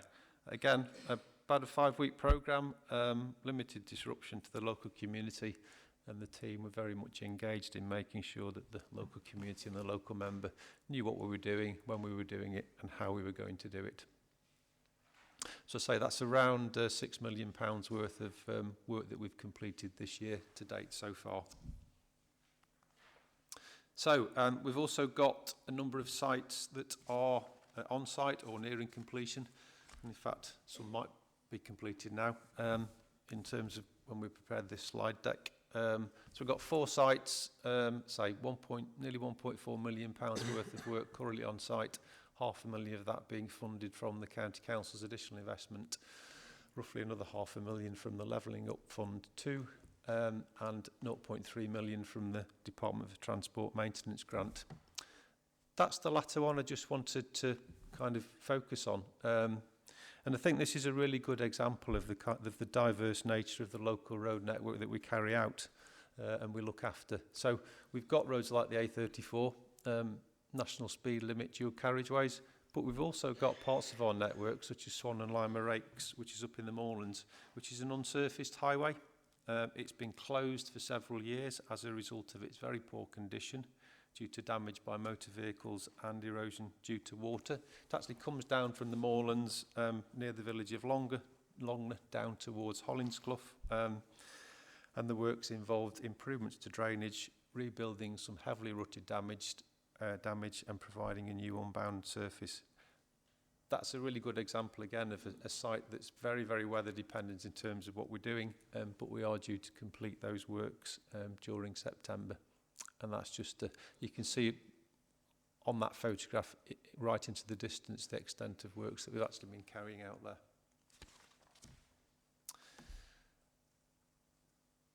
So the last part of the major investment is what are we delivering over the remainder of this financial year. So again, we've got 12 sites currently in design. We're actually looking forward to shortly welcoming some additional engineering resources in the team to ensure that we are able to start these on site in the current financial year and maintain the programme that we've set. Total value again about another £4.5 million. 0.85 million funded from the County Council's investment, 1.28 million from the Levelling Up Fund and 2.45 million from the Department for Transport additional pothole fund. There are there's quite a number of schemes there. A lot of them are smaller schemes. They are localised resurfacing, localised junction resurfacing, etc., particularly those that are coming out of the DFT additional pothole fund. One of the challenges we have got with this programme, just to bear in mind, and we touched on it a little bit with the one at Blythe Bridge, we are seeing a significant growth in activity across the road network, demand for road space, whether it's our own works, whether it's works by utility. There's a significant digital investment programme, not just in Staffordshire, across the country. We're expecting we will have over 70,000 permit applications. Each of those permit applications is a request for a booking on our road space. That's this year. That is a significant amount of activity. It's nearly 200 new activities every day on the network. That all has to be coordinated. We have to try and find the road space both for our own works, but also for the digital investment. Just looking ahead into the future, we expect that number to grow. We are already engaging with organisations like National Grid, for example, who have got significant infrastructure improvements that they will need to do over the next few years to support sustainable energy, electric vehicle charging, whether that's reinforcement of supplies to residential properties, new high-rated devices at petrol stations, or what we currently call petrol stations, the fuel stations of the future, or electric vehicle on-street charging. These will all continue to give us a challenge in terms of demand for the network, particularly when we're investing in our network and the last thing we want to do is for them to be dug up soon afterwards. I'll move on now to our preventative maintenance programme. This really is and will continue to be a mainstay of our additional investment and the Highway Infrastructure Asset Management Plan, typically adding 10 to 15 years of life to roads and avoids expensive early intervention in resurfacing. We get several times the surface area of preventative treatment per pound spent compared to a resurfacing scheme. We can typically be talking of, with everything included, somewhere between £10 and £20 per square metre for preventative maintenance and £150 per square metre for structural maintenance. So you can see the order of magnitude extra that we can do. I liken this to, if you've still got woodwork on your house and your windows, you paint your windows to avoid them rotting. If you don't paint your windows, they rot and you have to replace them. Preventative maintenance is that preventative maintenance to avoid that early life failure. There's £8.55 million preventative maintenance additional spend being funded by the County Council across 23, 24 and 25. In total, we will be spending over £30 million across those 2 years with the DFT maintenance block grant plus our additional spend.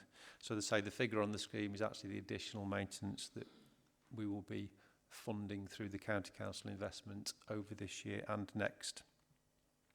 That includes work such as pre-patching and other work such as repairing ironwork or raising ironwork, drainage repairs where we identify localised drainage issues, the actual treatment itself, which can be the following year depending when we're doing the preventative patching, and then once we've done the surface treatment, the aftercare and the replacement of any road markings. You've probably seen the equipment when it takes place. It's quite large. It involves, for surface dressing, which is one of our 2 types of treatment, it involves spraying a bituminous material onto the surface of the carriageway, which you can see towards the right-hand side of that photograph. And then just on the left, the machine itself is actually then applying the chippings that we apply to the road surface. In some cases, particularly in urban areas, we use then what we call a lockdown treatment to follow up, which is several days after we've applied the chippings, we go back and sweep them up, and then we apply another bituminous type material to the surface, which it'll turn black in effect. The material that we spray on top will be black, and it locks the chipping down. We know that residents like that because it avoids one of the typical issues that people don't like about preventive treatment, which is there's chippings all over the place when the scheme's been done. So we're increasingly using lockdown, and again getting some really good feedback on that. We've done across this year 1.3 million square metres of carriageways across 307 locations. So if you compare that, for example, to the investment on that and the money that we're spending on structural maintenance, you can see we're doing a significant number of sites that are preventively treated. So that's the first site on that, the first type on that screen, which is traditional, what we call traditional surface dressing. You'll also see a product which we call micro asphalt. It does look more like an ordinary tarmac surface when it's applied. It's a thin material. It's done in a different way. It's essentially hand laid, and it's the application of a thin surface of material across the carriageway. Then we actually follow it up. In this case, we raise the ironwork if we need to after we've applied this material. That programme takes place normally towards the end of the preventative treatment season. Preventative treatment, it is a very weather dependent programme. We've successfully delivered all the sites that we intended to surface dress this year. However, the weather's not been particularly kind to us over the last few weeks with whilst we've been doing the micro asphalt. So there is likely, if the weather continues as it is over the next couple of weeks, there'll be some sites that we will not be able to do this year, but we'll include them in next year's programme. The final bits, the £2 million, the member prioritised pothole fund. JCB Pothole Pro is being used on some of those activities. So this was the £2 million worth of money that is coming from the DFT additional pothole fund that was notified earlier this year. The community highway team have been working very, very closely with members to identify the required repairs. I think they've identified collectively over 2,000 to date, and I understand around about 700 have actually been delivered and repaired on the ground. So quite a few more to deliver during this year, and I know there's the ongoing conversations with members to make sure that we've got the works identified and hopefully giving you regular feedback on where we are with those repairs. So that's it. Thank you, Chair, and thank you for the opportunity to provide an update on the investment. As always, we'd be most grateful for your feedback on the overall programme, any first-hand experiences that you've had, and obviously any lessons that we've learned, and we can take those back in to help inform the next programme of delivery, and any processes and procedures that we've got. So thank you. Thank you, Dave. Yeah, I'm sure everybody's found that very informative, and I'm sure people have got some questions. Start with Graham. Thank you, Chair. I'm not a fan of electric cars because I think they pollute more than other vehicles in the manufacture, the problems with their tyres, polluting and their brakes, which are more polluting than ordinary cars. However, they are about 3 times heavier than an average diesel or petrol car, and I wondered how much damage they're doing to our roads. People complain to me about potholes and electric cars who don't pay tax. They contribute nothing other than damaging our roads and pollution. So I was wondering, do we have any stats on how much more damaging they are than ordinary vehicles? No, we haven't as of yet. I don't think there's sufficient data produced, but I'm sure that it will do. I don't think it'll be any surprise that electric cars will cause more damage than a normal car due to the weight, but it will depend on how they're being used. But it's something we haven't got the data on as yet.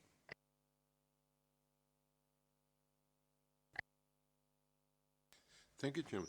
Could I just come on to the preventive maintenance programme? I'm just interested. We see so much in the way of weeds in the gutter, and I think we're unhappy about using certain weed killers. I don't know where we stand over that.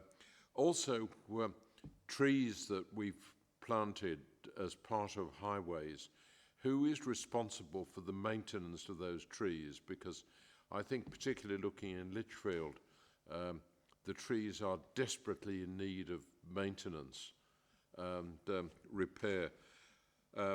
And also, I look at the tremendous amount of work that's been done, and thank you very much for the local additional potholes that I was able to cover through the member prioritised scheme. I just think that because you're open for a kicking, whatever you do, it's a good opportunity if you want to have a kick at the council to have a go at potholes. But in fact, we do a remarkable job in keeping on top of potholes, and I wondered what we might be able to do to better inform the public of the tremendous work that we're doing, and perhaps reduce the kicking.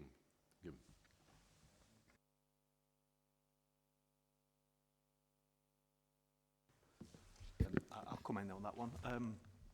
Thanks for that feedback. I think there's, I'll go in reverse order perhaps. I think there's as part of the transformation programme, and the other elements that David's not particularly covered today, there is an enhanced communication strategy and communications activity that's going on. We do have a new highways bulletin that's got now 10,000 registered recipients of, so we are sort of increasing that messaging quite significantly. The social media activity has increased as well, and I think on elements of programme activity, whether it's the extra investment, whether it's the members' pothole programme, etc., there's a lot more social media coverage as well to try to sort of raise that profile and help make people more aware of the activity and a lot of the positive activity that is going on the network. And we have seen quite a shift, actually. We've seen, saying this number off the top of my head, I think of 13% more positive media coverage over the last 4 months with this work going on. So quite a good shift in that respect. Coming back to some of the practical activity. On the weed treatments, you're referring to the glyphosate type chemicals.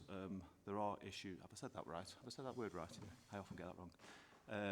There is concerns about that type of activity, or that sort of chemical treatment. There's quite a lot of research going on about alternative different treatments, using steam or rippers and that type of activity. Also, I think working with the district councils around increased street sweeping activity, which is quite a useful element to try and prevent that activity. But for this year anyway, we are still maintaining 3 chemical treatments whilst we're looking for those longer term, more sustainable chemical-free solutions. Tree management is the same sort of activity. We do have planned inspections. If there's a particular tree that's a problem, then we do need to know about it, and we can arrange for the arboricultural surveys and any tree management works to go on with that. Have I covered everything?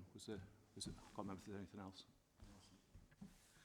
Just, and obviously, you're quite right, you get a kick in no matter what you do, so you get a kick in when you don't repair it, and when you do close the road to repair it, you get another kick in, so it is one of those ones, unfortunately, that you have to get quite a tough skin, and that you have to take on the chin. But I think what we're trying to achieve is a better communication to make residents aware that when they report an issue or they've got an issue, they're told when it's going to be repaired, why certain things take time. Utoxeter was a perfect example where we've had to delay until we can get in there and do quite a large amount of work, and we've done that. And there's lots of plans going on around the areas, and we're trying to accentuate that communication so it reduces a lot. I have to say, from my point of view, I've actually started to get compliments from residents, which are all being logged, which is completely different to what it is in the past. And I think part of that is due to especially with the micro asphalt works. But I do think we're not complacent. We are going to strive to do more, and it's a really important part of what we try to deliver as a council. Okay, Sam. Thank you. Firstly, I'd like to say thank you for all the extra monies, because we have done an awful lot. Well, you have done an awful lot of work in the area that I'm in.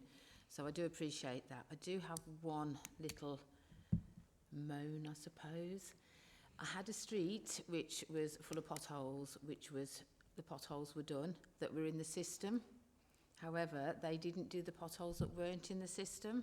So the backlash I got was, why didn't they just do the whole street? And it's hard to put every single pothole in a system when it's not there one day and then it's there the next day, sort of thing. So it's just that, is it possible that if they see a street that needs all the potholes being doing, can they do all of them rather than just think, we'll just do these, this is what we've been told to do, we're not doing any more than that? Because I've had a lot of backlash from this one street. Completely understand, and obviously get the same thing for myself. So I'm currently trialling that with one of our officers, that maybe they can video the street and then they can identify all of the defects rather than having to report them all. It's a trial that's taking place now to see how we do that. Obviously that would mean it would be very difficult for us to say how many have been reported and how many have been repaired in the same times, but it's something that we're looking into to see if we can improve that. It is something I'm quite aware of. Charlotte? Yeah, just a couple of questions.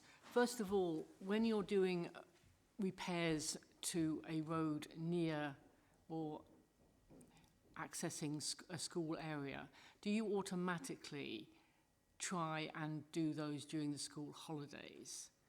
I know that I've responded to an application suggesting some road work should be done in an area where there are 3 schools. And I don't know whether, I mean, it will cause chaos, whether you automatically identify schools and then try and work around it to do it in the school holidays. So that's the first question.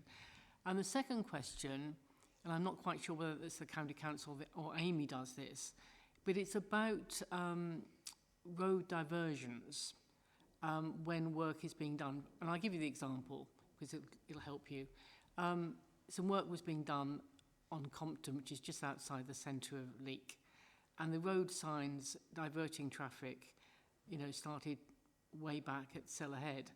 And I've had quite a few complaints that this has caused real problems for residents.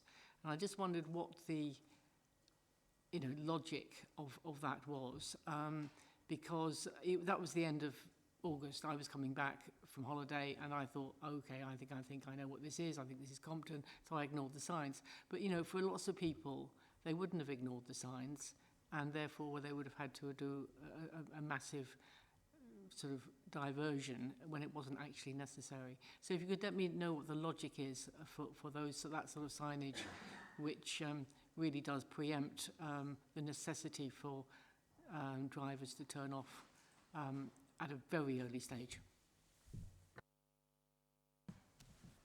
Thank you. So roads near school, yeah. So if there are, the Blythe Bridge is a good example. It was too long to take place over a school holiday period. And the challenge is that school holiday periods are generally quieter and everybody wants to work in the school holiday period, so it's quieter. So the first thing is, yes, we should be identifying, as we did at Blythe Bridge, there are local schools affected.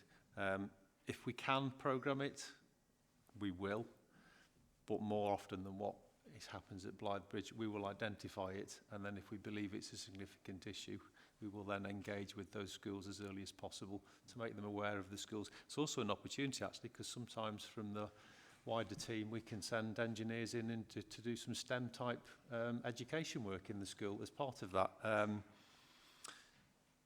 So, yeah, there's a real mix. It depends upon the scheme, it depends upon the proximity, it depends upon the length. We have to be real. We can't do all the work during the holiday period because that only accounts for, 12 to 14 weeks in a total year. So we do have to do works over those periods. Diversion routes. The official diversion routes that we sign, we usually divert from a like-to-like class of road. So if it's an A-class of road that we're closing, we will seek to divert the traffic on an A-class road. Sometimes that does mean the official diversion route is quite lengthy because we are trying to cater for every vehicle from the local resident in their car right the way through to if the road where the closure is on is accessible to a 44-ton vehicle, then the diversion route has to be suitable. So sometimes, yes, there will be signs that are significantly in advance. We do know that local residents that know the locality may choose to do something different. One of the things, the challenge is you can often put access only, but how far in advance you put access only, because you then risk the larger vehicles arriving at the point of the closure and then not being able to turn around and ending up getting stuck in a local residential road. So there is a real balance that we try.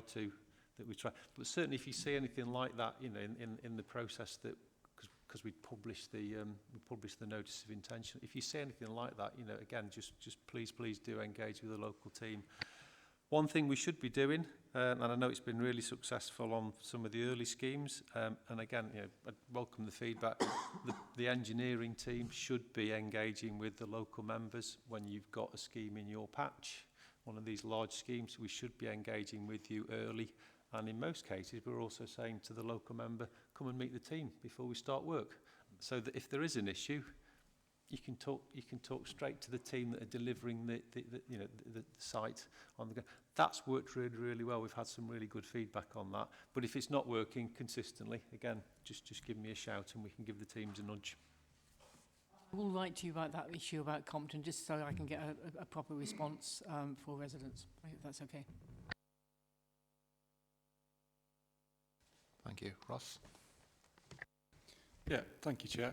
Yeah, it is refreshing to be getting so many complaints about road closures and activities on the highways rather than inactivity, so I certainly welcome that. Just a couple of points really and observations. We've touched on a couple of times the situation in Blythe Bridge, which was, again, very welcome, the work needed done, and it's great quality of work.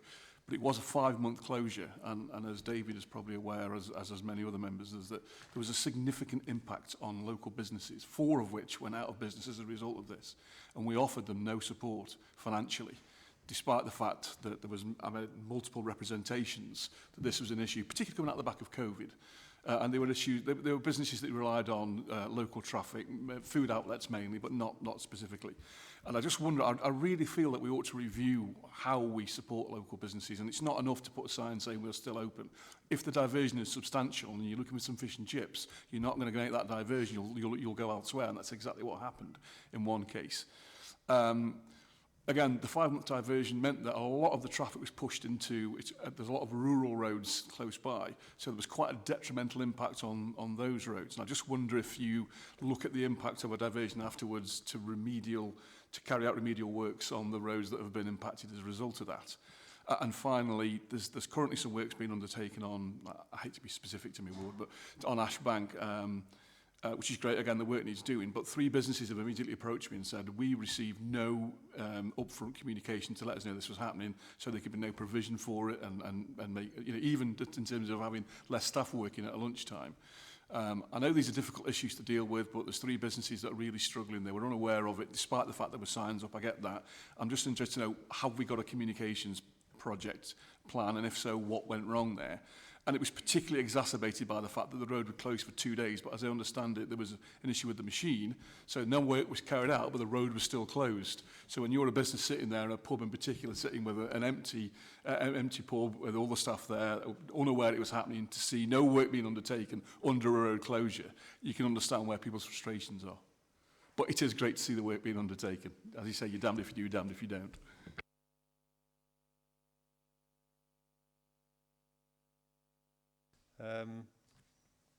I'll go big picture substart. So the issue of compensation during roadworks has been considered at a national level in terms of legislation, and the consistent approach on that has been that there is no compensation during highway roadworks. That's been made at a national level. That's what we follow. So we know there isn't a requirement for our local authorities to offer compensation. Whether there's more we can do in terms of supporting local businesses and engaging earlier with them, and the County Council's own business development team, for example, maybe that's something we can go and look at, but certainly there's no provision nationally, and in that question has been asked and considered nationally several times. Diversion routes, again, it comes back to the point earlier on, we try to divert like for like. If people choose to go and, this is kind of personal accountability, if they choose to use a different route and cause damage to that route, we will continue to inspect those roads, and if there are defects, we will repair those defects. We don't generally, though, because the challenge is, well, how many different roads do get used? Our official position tends to be, yes, these are the signed diversions. We pick those routes because they are suitable. We really do try and want to avoid large vehicles going down them. We have had some examples of where that happened, and they do cause significant damage.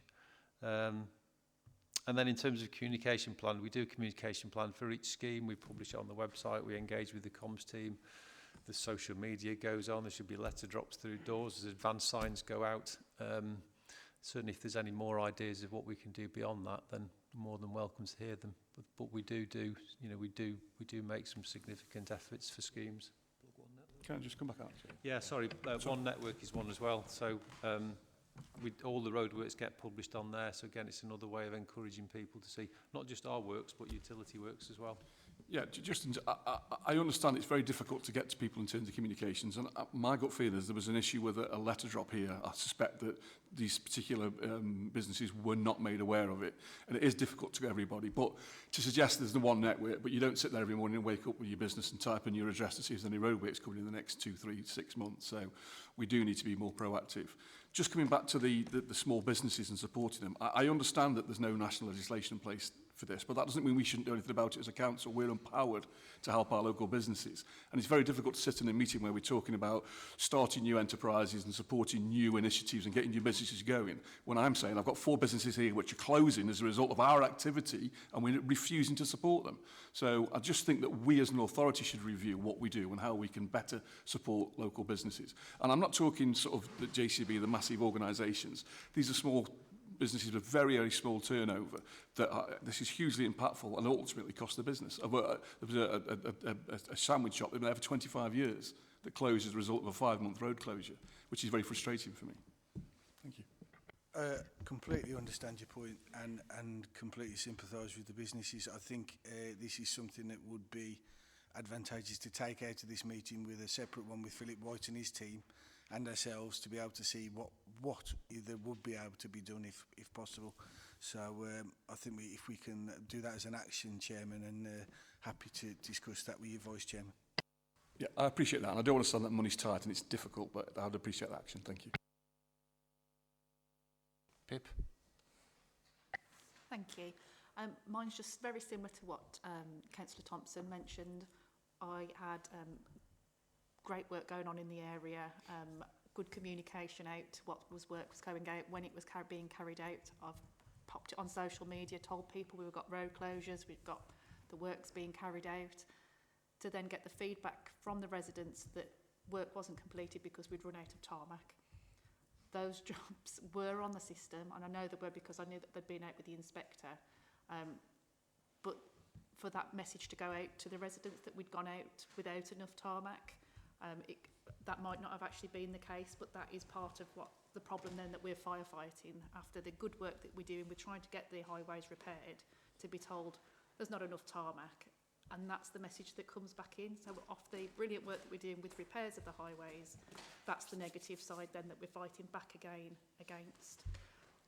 I can't comment whether that was exactly the case, that there wasn't enough tarmac on the back of the wagon, but that's one of the big negatives that comes back, that we've closed a road, it's a big impact to the residents, they're following the diversions, but we didn't have enough materials to do the job.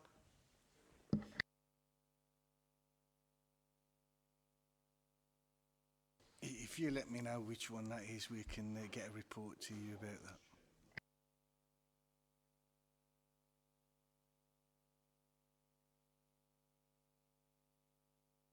Okay, thanks for the updates and thanks for the questions, members. Anybody else got anything to ask?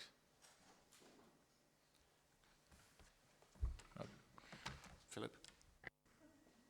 Yeah, I'm really positive about what's happened today, and you've mentioned you talked to Dave, and it was like waiting for a number 9 bus. Nothing was happening for years, and then the next minute everything's getting done, and it was great. I purposely don't give dates out because there is the odd occasion when something cracks off that it doesn't get done. So I've learned that you don't give dates out, particularly to your parish council, because otherwise they're demanding to know when and where, and you can't do that. But it's very good. I agree with Sam that sometimes we have a lot of potholes in a certain road that have been registered, and then I come back and I see them done, and then I think, well, there's 2 or 3 a foot away, and you haven't done them, and then the residents are saying, well, it's how ridiculous is that? You know, they've done these major ones, it's fantastic, but you've missed out there. But it's really good. I just hope that the stuff, so a lot of the stuff that's been done this year is from last year's money. I've still got quite a few projects in Utox to do this year, but it's brilliant, and you get a kick in whatever, because we've done those double yellow lines by the leisure centre that we waited for I don't know how long. It's absolutely fantastic now. It's really safe, but I've got a complaint from a resident to say that people drive down there faster now. So, but thank you. Please keep up the good work, and it's nice to come back and be positive about our roads, because all I do is get a shopping list from the local town council every other week about what am I doing about this, that and the other. Yeah, and it's one of those ones where we have to remember that we have utility companies coming in who are working on our roads, and where else we are working, diversions that take place. The scheme, the actual permitting scheme and the works are really technical, and I'd encourage anybody to go and have a look at it up there, because it is really eye-opening, the amount of work that they get through just to be able to put a scheme on to make sure it's right and we don't clog up the entire route, which is probably why Utox was one of those ones where, due to external works and other works going on, we waited and then we got in to do what we can. So I appreciate your comments. It isn't that we don't want to do things. It is partly the fact that we do have to look at what we've got on. But I have to say that the scheme's up there, and when you actually, if you ever go up and have a look, you'll be quite surprised at how intense and how in depth the works are. And I applaud the teams for that. And it's when you come, you're quite right about exact dates. We do have weather that prevents us from doing certain things. We've had quite a wet summer this season, but despite that, we've still managed to do so much. So we're hoping it stays a little bit dry while we've got before it gets too cold to do it. And it's not us that gets cold, it's the roads. And we'll see where we can get to. Okay, thank you, David. Thank you, panel, for your updates, and thanks, members, for the questions. I'm sure everybody's more enlightened to what's going on. Thanks for the investment. Thank you. Thanks for your time.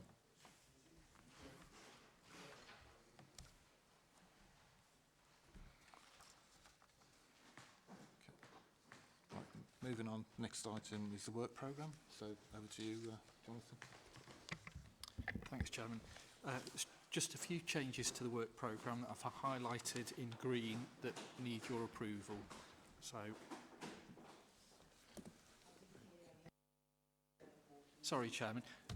It's just a few changes in the work programme that I've highlighted in green that need the committee's approval.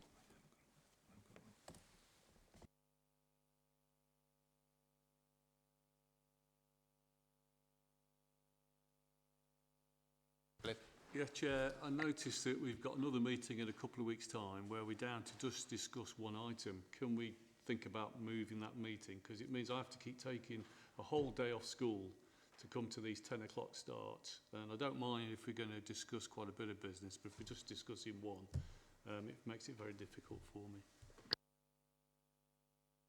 Yes, Chairman, that had occurred to us and we intended taking it up with the Chairman when she's back next week. So, depending on what she says, the item might get moved to a later meeting, or there might be another item, but we'll let you know. Yeah, we have got an online meeting on Monday. Sorry, Tuesday, isn't it, Jonathan? Monday. So we'll take that up with the Chairman and we'll come back to you on dates.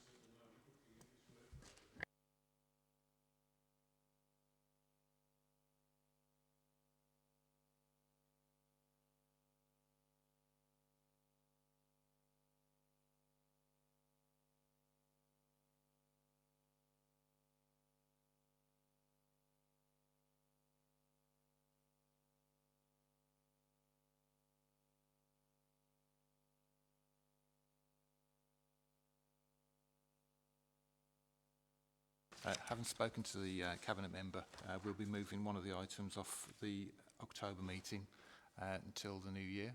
It's the air quality and transportation update. So, is that okay? Yes, thanks, Chairman. We have highlighted that in the work programme, as Mr Hudson's alluded to. Yeah. So. Yeah, rest assured we'll get back to you. We don't want to be dragging people 30 miles across to do half an hour meeting and then that's it. Okay.